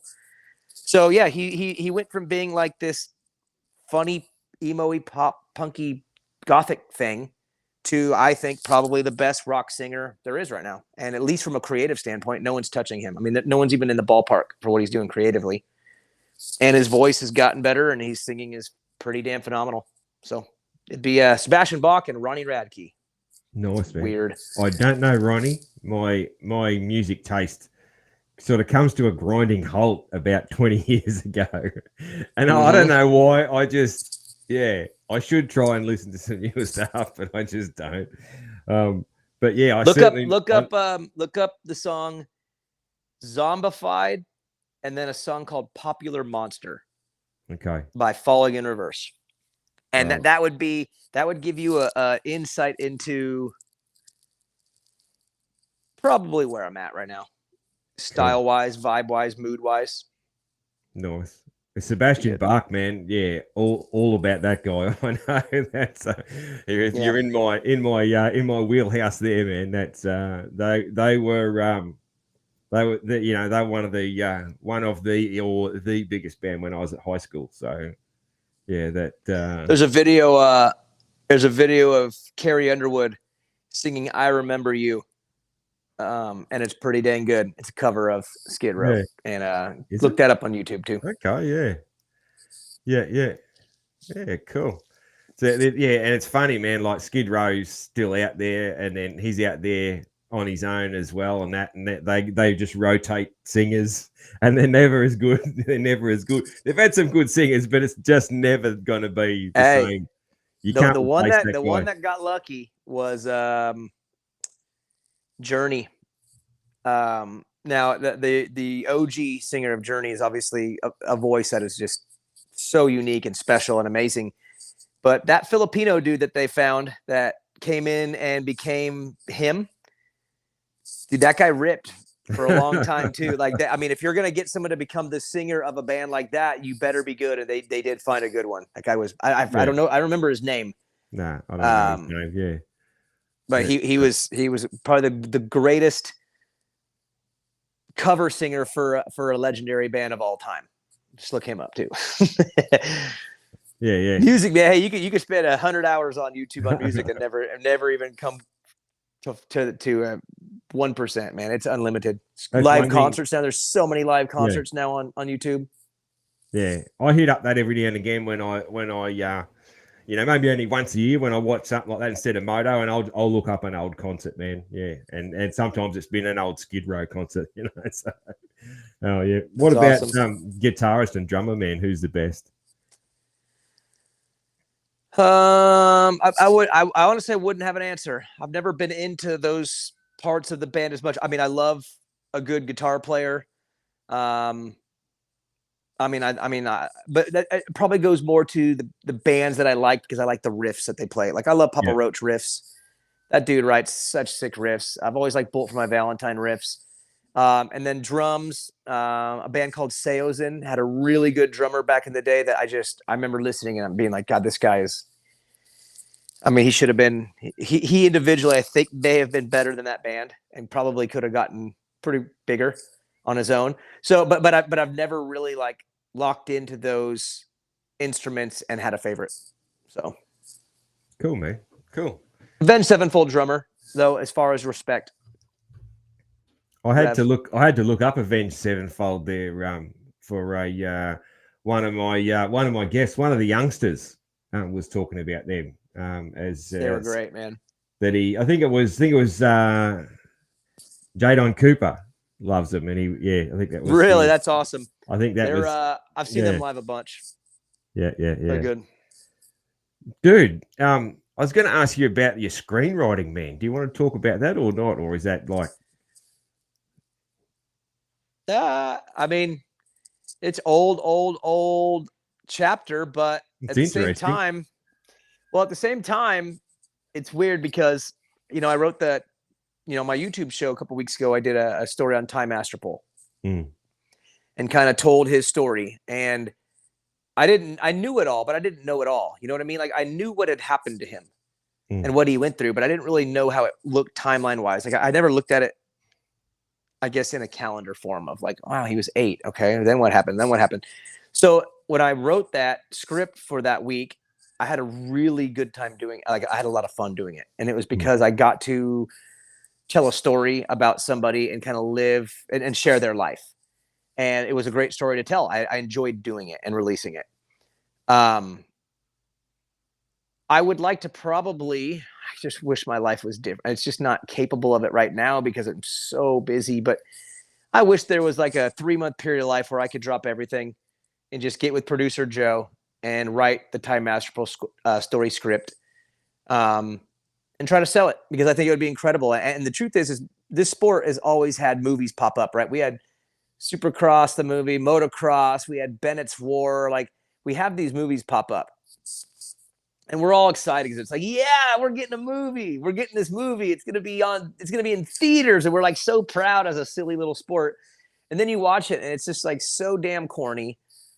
The storyline is so not relatable to anyone who actually does it. So your actual fan base, like the people that you would write the movie for, that you like, you want 20 million tickets sold, but you know that the first million are going to be the motocross fans, right? You're going to have to get them on board. Yeah. And I feel like they never write it right for them. Like if you're a true fan, you watch it and you laugh at it because it's like, that's not accurate. Yeah. And so I would like to write a movie. And it's funny because you could actually write the Ty Masterpool story and make a script out of it. And it wouldn't actually take much on the bike. You know what I mean? You wouldn't really focus on the bike is just the tool that helps tell the story. I mean, like for instance, the movie Toy Story. Toy Story, it's about a bunch of toys that come to life, right? It's an animation movie. All these toys come to life. But that's not what the story is about. The story is about one toy and his relationship with his owner, Andy, because Andy's growing up, right? It's like he's growing out of toys, but this relationship the toy has with Andy is super, super special. And he's also in charge of the rest of the toys and keeping them together while their dude grows up. That's the story. They just happen to do it in the shape of toys. They could have been cookies in the fridge. You know what I mean? They could have done that story so many different ways, but they chose the toys. Ty Masterpool chose the motorcycle. That's his athletic choice to tell his story. But the story is overcoming, in my opinion, the most incredible fulfillment of a family's destiny, where you're a little 8-year-old kid and you lose your big brother who's a superstar in the sport. Everyone knows he's a star. Everyone thinks he's going to be a star. He's badass factory kid. And you have to live watching your mom and your dad deal with losing their son, who happened to be your big brother. You have a middle brother who obviously you lean on. And then somehow the kid decides, well, I'm not scared off of this. And then he goes through this chapter, and 14 years later, here he is, and he wins a pro national. I know it's just a national, and for us, it's like, oh, he got a national, and a lot of people have gotten a national. Justin Brayton won a national. He won Steel City one year. I don't know if you know that, but Justin Brayton won. A lot of guys have won nationals, and Ty Masterpool, he won his national. Cool. But no, that's a 14-year story that can be told from 8 to that day, and you don't really have to show the bike and the racing too much, because it's what he went through and the challenges that he went through and how they relate to that first loss. That's where the story would be. So I would love to sit down with Joe for 3 months and just craft out a story that would be worthy of an audience. And the framework, the bones are there. I think it could be an incredible story. Like I said in my script, Rocky is a good story. Rudy's a good story. They're great stories. They capture you. The true story of Ty Masterpool is way better than those. Way better than those. And if it was told right and it tapped into the right, it could actually be a feature-length film and be like a successful film, like the movie Creed in boxing, or Remember the Titans. It could be like that because it's not about the dirt bike. It's about the story. It's about Ty. So I want to do it. I don't know when and how, but I want to do that at some point. So how did you and Joe in the first, how did this first bit of screenwriting, how did that even start? Let's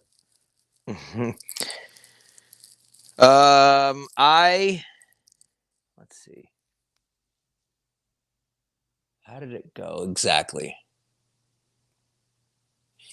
So I think I'm going to get this right. I hope I get this right. So I broke my femur in 2015, and I was on the couch for like 3 months, non-weight bearing. And I had nothing to do. I didn't have a podcast at this point. I just raced, and I'm hurt, and I had a job, and the job, I was on medical leave. I was getting paid for my work just to be as broke as possible, but just be on the couch for 3 months. And I just started doing something that I'd wanted to do for a long time. I wanted to write a movie script. So I bought the software, I bought some books and read how to do it. I learned all the little tricks just to get started. And I wrote a movie script on my own. And when I was done, I believe, if I'm not mistaken, I believe my first script was a script called Hell for Hubby. And I wanted to do it as a practice script for the second one, which was the one I really cared about the most. And I'll get to that. but I wrote a script called Hell for Hubby, and I wanted to just use it as a trial run. And when I was about done with it, I sent it to Joe, because I knew that Joe at one point earlier in his life had done this a little bit. He had written scripts, and because he was living down in Hollywood, and he had a friend that had done it, and so he had a little bit of experience in it. Not a lot, but a little. So I sent it to him, and his breakdown of it. And at this point, Joe and I weren't really like very good. We weren't close friends. We were acquaintances. I'd probably seen him 3 times in 4 years, 5 years. Like, I'd barely seen him. He was just he was just that great acquaintance who every time I'd see him, I'd just hug him, like a big teddy bear hug. But then it was like, hey, let me hit this guy up and see like what he's up to. And he happened to be going back and forth to California a little bit, or NorCal to SoCal, because he was moving to Northern California, the Sacramento area. And that was like really cool for me, because he was coming home and he was going to help me write some scripts. So he started kind of reading them and like going through them, like, hey, you should change this, and kind of working with me. And then I eventually wrote the second one with his assistance, mostly me, but with him just kind of assisting, injecting. And then scripts 3, 4, and 5, we actually full blown did together. We started together. I would send him files. He would wake up, he'd get files from me. So like we would just go back and forth, and we would tell the story, and we both told different chapters of the story, because we would pick off where the other one left off and surprise the other one the next morning. But the first script I wrote was it was called Hell for Hubby, and it was it's so stupid. I like the body swap movies. I think the body swap movies are awesome. You know, like I like the movie The Hot Chick, when Rob Schneider ends up in Rachel McAdams' body. To me, that's super funny. Freaky Friday was the first Freaky one, Friday. wasn't it? Freaky Was that the Friday. first one? Yes. So I've always thought those were hilarious. And I had an idea of a husband, right? Who he's going to go through hell in this movie, and he's got a bad attitude with his wife. They're just not getting along. They have a kid who's destructive and all over the place. Him and the wife are bickering and fighting. He hates his job. Like, life is just terrible. And he's bitching about life. Well, his wife's bitching about life too. She's 9 months pregnant with their second one. Financial struggles, right? Like they're at it. And the wife is so upset that she prays to God that he would just give her husband a glimpse of what she has to go through being a 9-month pregnant woman. Because he says his life's so bad when hers is way, way worse. And he says his is bad, right? So she prays to God that he'll get a glimpse. Well, the next morning they wake up in each other's bodies, and the husband is in his 9-month pregnant wife's body, and she's in his, and she's got to go to, they wake up and find out. And just imagine right now, if you woke up in a 9-month woman's pregnant body, like imagine what that life would be like for you. Right. So yeah. The whole movie is them trying to work it out while also going through just absolute torturous hell for him. I mean, he's got body part things going on that is just not for him. You know what I mean? Like it's not a good thing. You wouldn't want to be in a girl's body. I mean, I wouldn't ever, but let alone at 9 months pregnant. I mean, you're walking into a very unique date too, because there is a due date. So this movie is all about them trying to rekindle their love and figure this thing out and get his life back. He's got to get his job figured out. He's got a friend that, the wife, because she's living in his body, she finds out he's got a terrible friend that's a pervert. He finds out things about her now that he's in her body, and he's talking to different people. You know what I mean? So it's a very funny up and down that leads to him having to deliver the baby. He doesn't get his body back in time. He gets it back after. So it's hell for hubby. He ends up having to deliver the baby. And to me, I think that'd be like the worst thing ever for a man. I think so. Yeah. Yeah. So that was my first script, and it didn't go very well. Like we entered it in contests, and we put it in some like screenwriter things where they would like judge it, and it never did well because it was way too vulgar. It was, I poured out the nastiest of the vulgar jokes that I've ever learned in my life in this movie. Nice. And everyone that wrote back, like we had experts write, screen coaches write back and be like, great theme, just terrible execution. It was terrible. It was terrible. But it was the learning lesson, which led to the second one. And the second one, man, I'm going to tell you right now, I'm going to blow your mind right now. this is the best idea I've ever had in my entire life, and it went nowhere. And I don't even know how to make it go somewhere. I wish I could, because it would be the best ever. But I was at a baseball game when I was younger with a buddy of mine, and I don't like baseball. I'd never really been to a baseball game. I'm not a baseball fan, but I went to a game with him, and I had a good time. We were drinking and eating hot dogs and having a great time. Well, as soon as the game was over, it's like the ninth inning. We're in San Francisco on the bay. And I noticed, I'm like, oh man, look at all these seagulls coming in. Like it's like they know, like they're smart. They're coming in and they're all on the lights and they're on the stadium walls. And it's like, why are they here? Well, then the game ends and all the people get up and leave, and there's trash everywhere in the stadium. So you have this bird or these birds that wait, and then they fly in and start picking up all the trash. Like we're sitting here laughing, watching them do it, like hundreds of them. And I'm like, dude, they're so smart. They just got here. It's like they knew exactly when the game started. They knew when to come, and they knew the people were about to leave. 20 minutes, they're gone, and they got M&M boxes and hot dogs and wrappers and Coke cans and shit. And I'm laughing my ass off at this, and it gave me an idea of a movie. And that movie developed over time, and it eventually became a script. And that movie was called The Cleanup Crew. And so I wrote this script about a bird, a seagull, who... imagine the seagull world and the people world together, but they don't really know they exist. It's almost like Monsters, Inc. a little bit, where they coexist, but not really. And the whole seagull world is based around the Cleanup Crew, which is a team of seagulls that sits on the lights at baseball games in uniform. And when the game ends and the people leave, two teams fly into the stands and pick up trash, and the winning team is celebrated as like the best in the world. All the birds of all the world worship seagulls, and it's all based on these birds that clean up trash in the stadium. That's the world that I created, right? So you have this bird. He's just a local. He's a big dreamer. He wants to be there someday. He's young. He'd be like a 16, 17, 18-year-old dirt bike racer, say. And he wants to be on the Cleanup Crew so bad. Well, a bird gets hurt. A bird gets injured right before the World Series. So this young bird ends up going to a tryout and making it onto the Cleanup Crew, and he makes it. And now in the playoffs, he's like breaking out. He's like a star, and everybody in San Francisco is learning about him. The cameras are all about it. Remember, it's like a whole world like baseball, but it's birds, and they interact among the people that don't even know this is happening. It's pretty creative. Well, anyways, the big World Series finale comes, and he ends up getting played by this really bad seagull who's kind of like the star, who is really not liking that this new kid's coming in and getting all the stars. So he's kind of an asshole superstar, and sets this bird up. His name's Vinny. I named him after my brother, actually. So the bird Vinny, the seagull Vinny, ends up in the World Series. There's a rule. There's a golden rule. You can't leave the lights early. You can't leave the lights early. Okay. You have to wait until the game is officially over. You can't interfere with gameplay. So when the World Series is over, they get to go after the trash.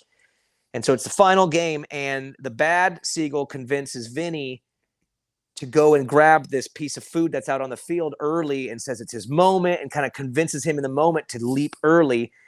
And he ends up getting hit by a fly ball that's a home run headed out for the Giants, and it hits him in the air, drops down, the other team catches it, and the Giants lose the World Series because of him. And now he's like a disgrace to all the birds, and he's a disgrace to people. There's riots in the streets over this damn bird that cost the Giants the World Series. He's not supposed to interfere with the game, and he got drilled by the ball. So now he's in exile, and he is just like, he's out at Alcatraz, and he's in exile, and he's not allowed around. He's got to wear a mask. No one can see who he is. He's disgraced, right? Then comes a comeback story, and he goes through a process. He meets a bird. He gets a friend. He ends up bouncing back, proving his innocence, and gets a shot, and he does save the day at the very end of the movie, and it's very triumphant. So I wrote that script, and the reason why I really zeroed in on it and wrote it is because I thought I had a shot at selling it to Pixar. And the reason why is because I have a relative, a second aunt, who is the head of HR at Pixar in San Francisco. And literally it sits in the executive offices with the 5 executives at Pixar who wrote Toy Story, Monsters, Inc., every single one of those. I mean, top to bottom, all the Pixar movies. And so I ended up writing the script got to meet, got to go to Pixar through my aunt, got to come in and meet, and got to go through the entire place, see it, go into the executive office, everything. And that is where I learned at that time that my second aunt told me that Pixar does not accept admissions from the outside. It's a copyright thing. They just don't do it because they have 5 people that create. They have a process. It goes to storyboard people. It's like a 3-year process to make a movie, but it starts at the 5 executives. That's where the ideas come from. That's where the stories come from. So they don't take from the outside. So unfortunately, I can't do anything with your script. And it's sad because I don't know what to do with it. I have no idea. And I will tell you straight up, it is an A+ blockbuster script from top to bottom. The storyline, the layers, the angle, the issue with this bird's dad that is involved. I mean, it's an incredible story that happens to just be birds picking up trash. So, in a perfect world, someday something happens with that script, but I have zero clue on how to make that happen. So. I love it, man. You had me fully full. I was watching the movie, man. While you're telling the story, man, I'm watching the movie. Yeah. It's good. If you read the script, you'd be in the world. It's incredible. I mean, there's other animals involved. He's got his friends because all the main characters always have to have that goofy friend. It's very layered and very good. And Joe helped me do it. He helped me. That one was like a bridge script for us. We wrote it kind of together. My idea, and then he just really cleaned me up all the way through. And I think it's pretty magical, but fortunately it's just a file and an email. Another one of DB's talents, huh? That's it. Another one of DB's talents. Dude, I always nothing's come from it, so maybe it's not that. Maybe it was not that good. Maybe it's not that good. I always reckon I got an untapped skill of an Aussie voiceover artist for Aussie cartoon characters because they never sound right, man. They never. You would be good. I reckon because I've got a very Aussie voice, and you would be incredible. In fact, that's great. If I ever do the movie, if we ever get this bird movie, do you guys have any unique birds to Australia? Give me a unique bird. Emus. All right. Well, if there's one of those in the movie, dude, you're the guy. You're the voiceover. That's no it, question. Done deal. There was a good kids movie that my kids used to watch everything. And there was one where there was this koala in it, and his voice was shit. And we used to watch it all the time, and I used to think, damn, bad casting. I could be so much better than that guy, whoever did that voice. Like, I think it was probably wasn't even an Aussie, and they just grabbed someone and awesome. And got him to try and do an Aussie accent. So yeah, that was something I've always thought when watching those old kids movie, because there's always a kangaroo or something in a lot of movies, like even the cool, man, cool. We could talk about that forever too, hey?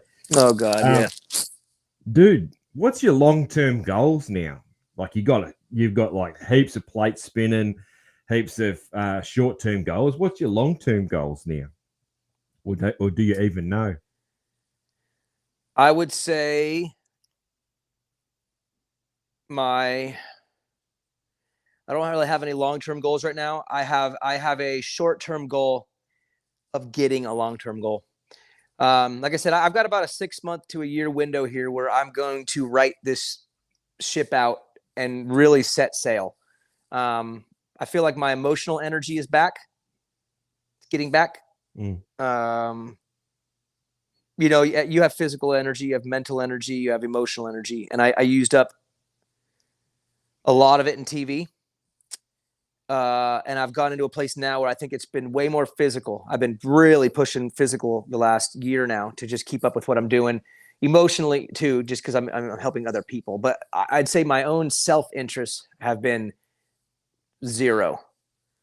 I've been trying to do things for other people, even like Main Event Moto. Main Event Moto and the YouTube show, we have a purpose for doing those shows. It's to keep me connected to the fan base. I'm not on TV anymore. I'm not on Race Day Live anymore. So now it's like either you're behind the paywall at Main Event Moto or I'm on Pulp every 2 or 3 months.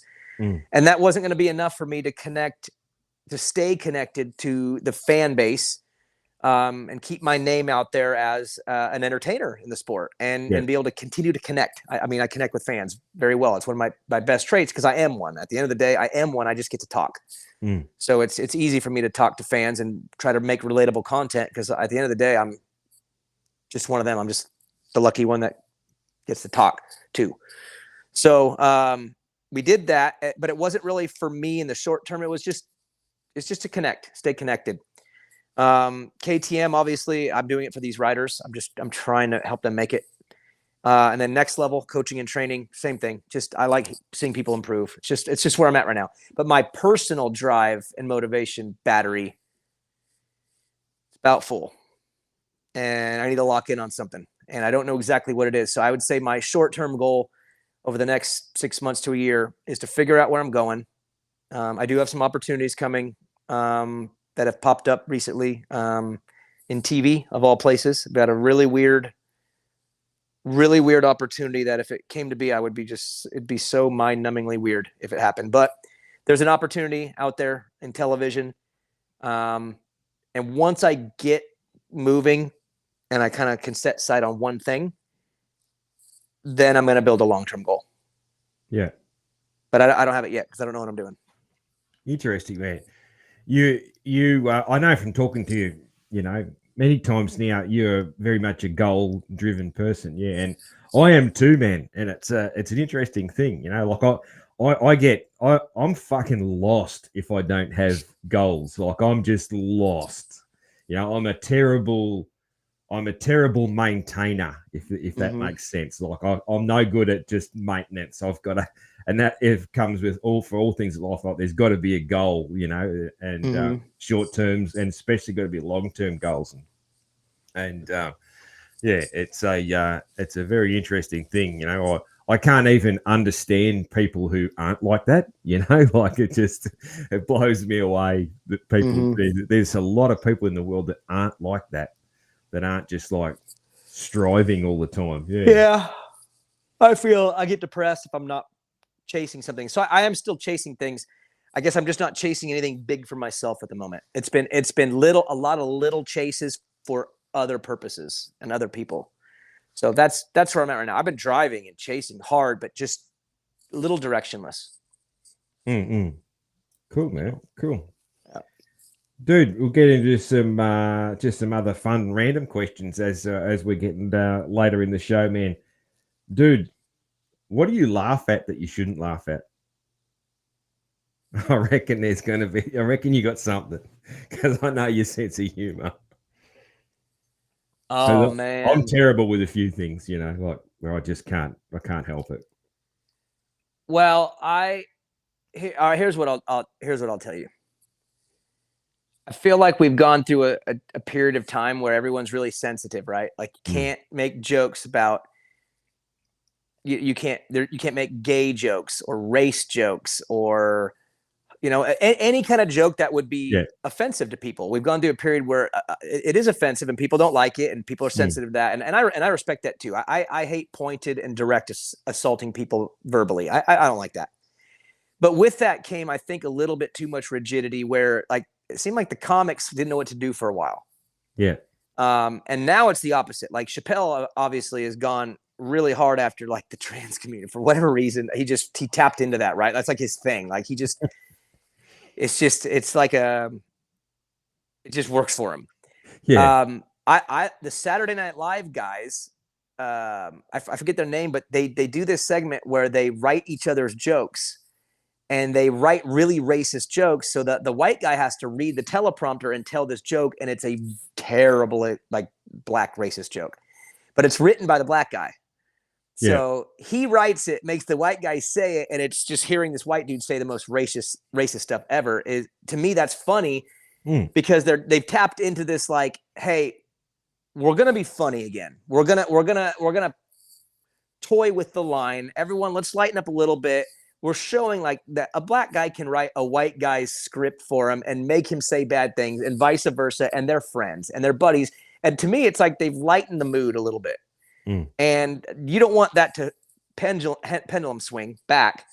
And then the next thing you know is like we're way over the line and we're disrespecting people, making people feel uncomfortable. But I feel like they are hitting back enough to where it at least makes me laugh. I laugh at those videos. I laugh at them because they're a little dangerous. You know, they're a little on the edge. And I'm glad that the comedians are finally like, you know what, we're going to play around with this edge because they do it in a way that's pretty funny. And it's mostly shock humor. But I do find myself laughing at like Chappelle, or I think it's Michael and Che, I think it is. The ones that are poking the edge of okay make me laugh. And I feel like sometimes I shouldn't, but man, they're pretty funny. So yeah, man. I can't help it. The more wrong the humor is, the more I laugh. Well, because the more dangerous the humor is, right? Like a joke is a joke, but if you throw a little danger on it, it's like, oh gosh, it's like, oh, I wouldn't have said that. You know what I mean? Like that to me is funny when you're like, ooh, that maybe was across the line. It gives it a little danger. You know? I mean, comedy is speaking. It's communicating. Yeah. It's dangerous communication because you're poking fun typically. Usually poking fun is the root of humor. And poking fun of the most dangerous groups as far as their reaction. Whew, it's a fine line that some of these guys, I mean, the guy that was on the roast of Tom Brady, Tony Hinchcliffe, like go watch his roast of Tom Brady. It is the most dangerous couple minutes of humor I've ever seen. He's so disrespectful to so many people. And everyone just laughs because it's swinging back the other way hard right now. If they're funny enough, they can get away with anything. Yes. If they're not funny enough, then they're just rude. They're just suck. Then it's just rude. So they're like you said, it's very. You better nail it. You got to get it right. It is dangerous. It's dangerous humor because you have to get it right. Otherwise, you cross the line pretty bad. So, I like that. I laugh at that stuff. Like Chappelle. He's the best to me. I mean, my humor, my pure vein of humor would be anything that connects to like Chappelle type humor. He is to me the greatest. It's not even close. Chappelle's the greatest. He's the greatest. Absolutely. Yeah. Oh yeah, just I love it. It's just he's pretty dangerous. Things he says. He rides that line hard. Yeah, man. Yeah, I always remember that. I think it was the first time I noticed him was when he played a stand-up comic in The Nutty Professor. Do you remember that? Like that's right. That's right. Red J. Like, Red J. Red J. Yeah, that's it. That was the first time I'd ever seen him, and white people be something. He was. That's right. That's right. Yeah, that was because that movie. Like I love that movie. That was That was a great one. Yeah, that was the dinner scenes with the whole family, played by Eddie Murphy. By the way, all played by Eddie Murphy. He played every single one of them. The grandma is the best character ever. Yeah.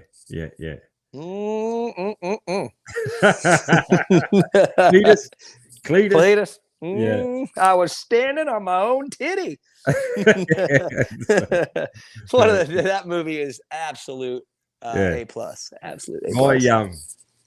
My late sister, that was her favorite movie was The Nutty Professor, and it's one that she was I grew up with a disabled sister, and she had a wicked sense of humor, and Nutty Professor was her favorite thing. And makes sense. That was one thing that we really connected on. That would always make her laugh when I would talk about the Nutty Professor.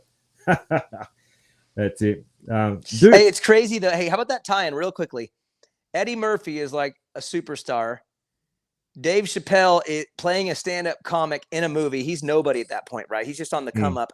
But later on, Chappelle would be the one that writes the most legendary script of all time, which is Charlie Murphy and Rick James, where Eddie Murphy plays a role in that story. I mean, they end up whooping Charlie Murphy's ass when he messes up the couch. So it's pretty funny that Chappelle ended up playing this script out that has Eddie in it, when in reality, Eddie was at his peak in Nutty Professor. I mean, that Eddie was on fire back then. You know what I mean? And Chappelle was just a nobody. It's cool. Just up and coming. It's sort of like like Richard Pryor sort of started that type of humor, I reckon. You know, there's to my limited knowledge anyway. Yeah, Richard Pryor. We used to watch a lot of Richard Pryor movies when I was a kid. It's funny. Do you remember the movie Harlem Nights? It's it's a funny one. It's Richard Pryor because I remember I was just a little kid and we were in Melbourne for whatever reason. We wouldn't go to the city too often, and we must have to stay the night in Melbourne. And Mum and Dad are like, "Oh, let's go and see a movie," because that was something pretty special. You know, it's no movie, but really, a Richard Pryor movie. That sounds good. And so we go in there, and there's like 8 F-bombs in the first scene. And Mum's like, why aren't you sort of looking at me? And I'm just like, what are we signing? Like, what are we signing up for? Killing myself laughing. And then, of course, you know, it's nothing that I wasn't already saying at school. Like Aussie kids are swearing that bad in the first grade, man. It's just they're just not saying it in front of their mum. And yeah, Harlem Nights with Richard Pryor, and then then sort of Eddie Murphy, and then Chappelle. That's sort of that's the three for me of that type of comedy, man. Love it, man. Dude, are you handy? It's one question I've never asked you. Are you handy? So Maggie needs stuff fixed around the house. Like, are you the man? Like, you getting tools out of the shop? Look, man. Everybody has strengths and weaknesses.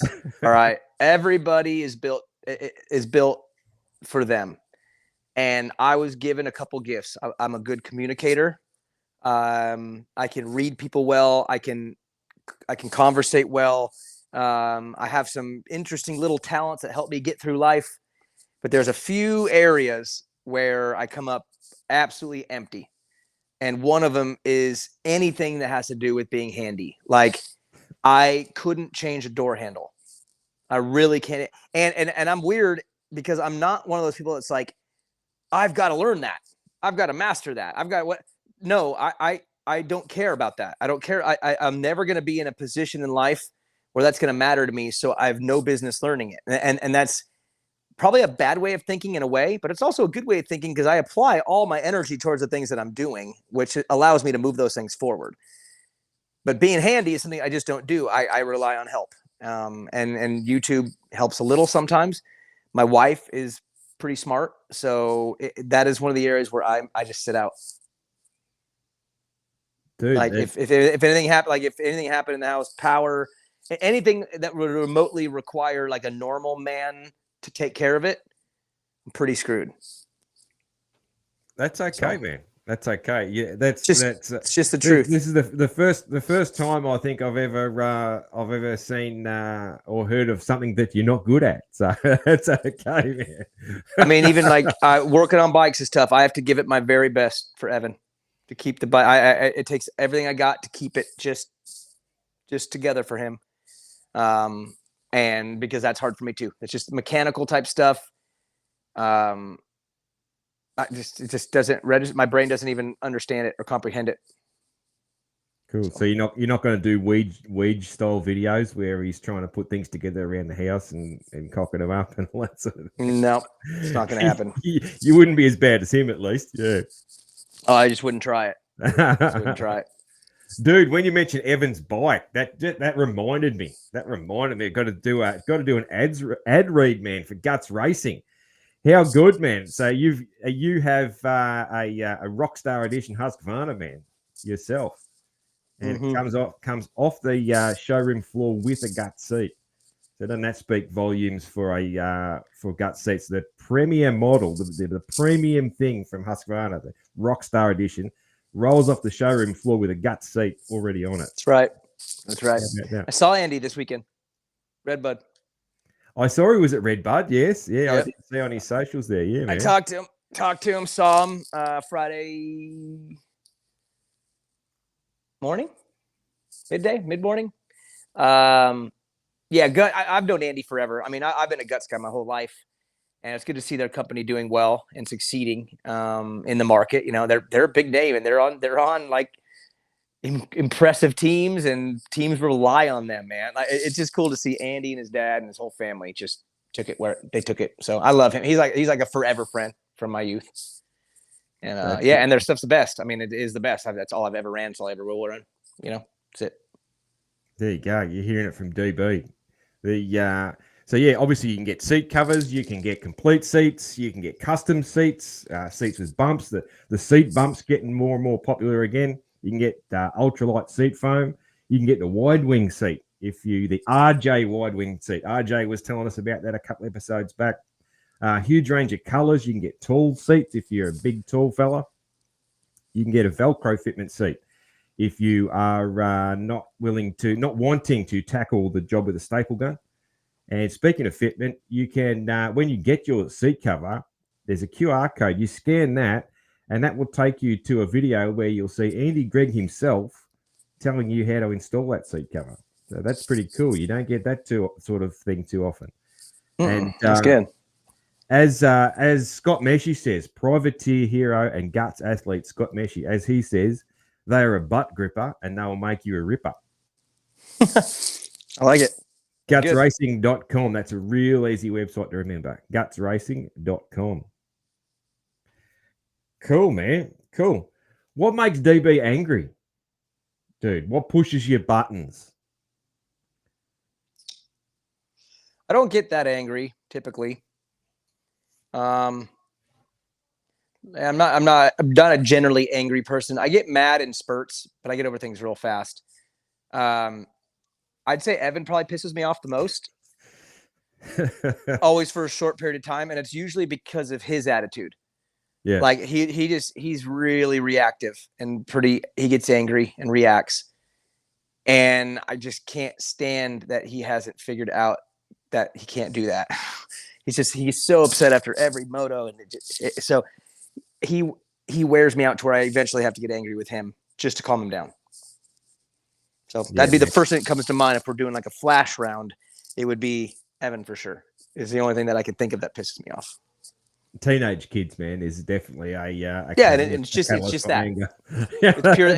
It's not even him. It's just this chapter he's in is just there's a couple things about this chapter that are just pretty frustrating.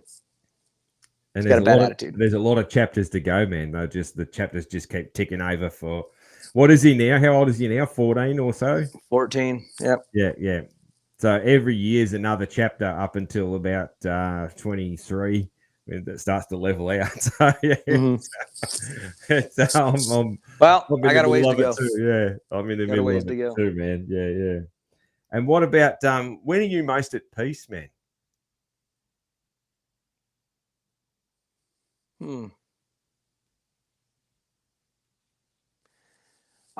Well, that's hard to say. It's funny that I just talked about Evan because he's gonna jump into this answer too. I would say one of my favorite feelings, because I have a hard time. Like I got a filing cabinet that's opening and shutting at all times, right? Like I'm going from KTM to YouTube to main event to this to Evan to that. I'm bouncing around a lot, and like I have to really like reset my focus. And I don't really ever get to just kind of sit there and go, and kind of be at ease. But I've found myself when Evan has a good night of racing, and for me, a good night of racing is learning. It doesn't mean he has to win. It's not like we won. No, I could care less about him. In fact, we had a good night the other night. He had 4 terrible motos result-wise that were unbelievable for him for learning. It was a great night. But when we have a good night and there's a mix of good and bad in there to learn from, and he's in there and he's okay. We're driving home and it's late and I could put some music on or a podcast and just kind of think about how he did that night and process my next move. That is a very peaceful time for me. It's probably my most like relieving because it's usually late. It's either on the weekends or late. So that means KTM work is done. Next level work is done. Main event moto most likely doesn't have something going at that time. It's either the next day or the day before. So I get to kind of just drop everything in my life and just be with him and think about how the night went and think about, okay, what am I doing next for him? Then we get home, put a plan together, and it's back to the chaos. So I would say my best times as of late are driving home from every race we've been to since he started racing again. Oh, and inside that, he pisses me off a lot. Yeah. So If that makes sense, I think it does. Man, I got a well, a teenager and an early 20s, man. So it makes perfect sense, man. Yeah, absolutely does, man. He's my best friend. I like to choke him out almost at all times. Yeah, that's it. That's both my kids there too. Yeah, they drive me fucking crazy. Yeah, but they also my best friends, and I love them so much. Yeah, me too. That's it. Yeah, man. Like just little things. Yeah, teenagers just like no. I'm like I could count on one hand easily the amount of people that have pushed my buttons in my whole life. That have really pushed my buttons, like I got thick skin. But my teenagers can do it every day if they wanted to. Every day. Yeah. No worries. They're masters. Yeah. They know exactly how to push my buttons and without even trying, man. Without even trying. Cool, man. Cool. I've kept you for a long time, man, and I am very, very grateful for you coming on show 50, man. It's I can't believe I'm already at show 50. I have been going real hard at it, man, and grateful to have my friend Daniel Blair on the show. It's been good fun, man. We've covered some cool stuff. Absolutely. And that sort of thing. And dude, you know how I end the show, and I know that you're not gonna. I know that you're not gonna join in on the Kenny Rogers, man, because you didn't last time, unless you changed your mind. But I've got to do a little bit of Kenny Rogers to close the show. To close the show, it went. Entertain me. All right. So I handed him my bottle, and he drank down my last swallow. Then he bummed a cigarette and asked me for a light, and the night got deathly quiet. And his face lost all expression. Said, if you're going to play the game, boy, you got to learn to play it right. You got to know when to hold 'em, know when to fold 'em, know when to walk away, know when to run. You never count your money. When you're sitting at the table, there'll be time enough for counting when the dealing's done. DB, thank you very much, man. It's been a pleasure. And it was awesome, dude. That was great. We'll talk again, man. It's not awesome, man. It's just good fun. No, I love it, man. I love it, dude. You captured my attention, man. I was listening to every key change, every high and low, punctuation and the lyrics. It was good. There's not a lot of skill there, man. That's it. All heart. That's a bit of heart, yeah, man. That's a bit of what you get on a road trip with me. Oh. I love it, dude. We'll have to do that someday. Hey, whenever you come to Loretta's, come fly to my house first and you can drive with me. Sounds good, man. Sounds good. All right. Thanks again, man. Cheers. Later, brother. Bye.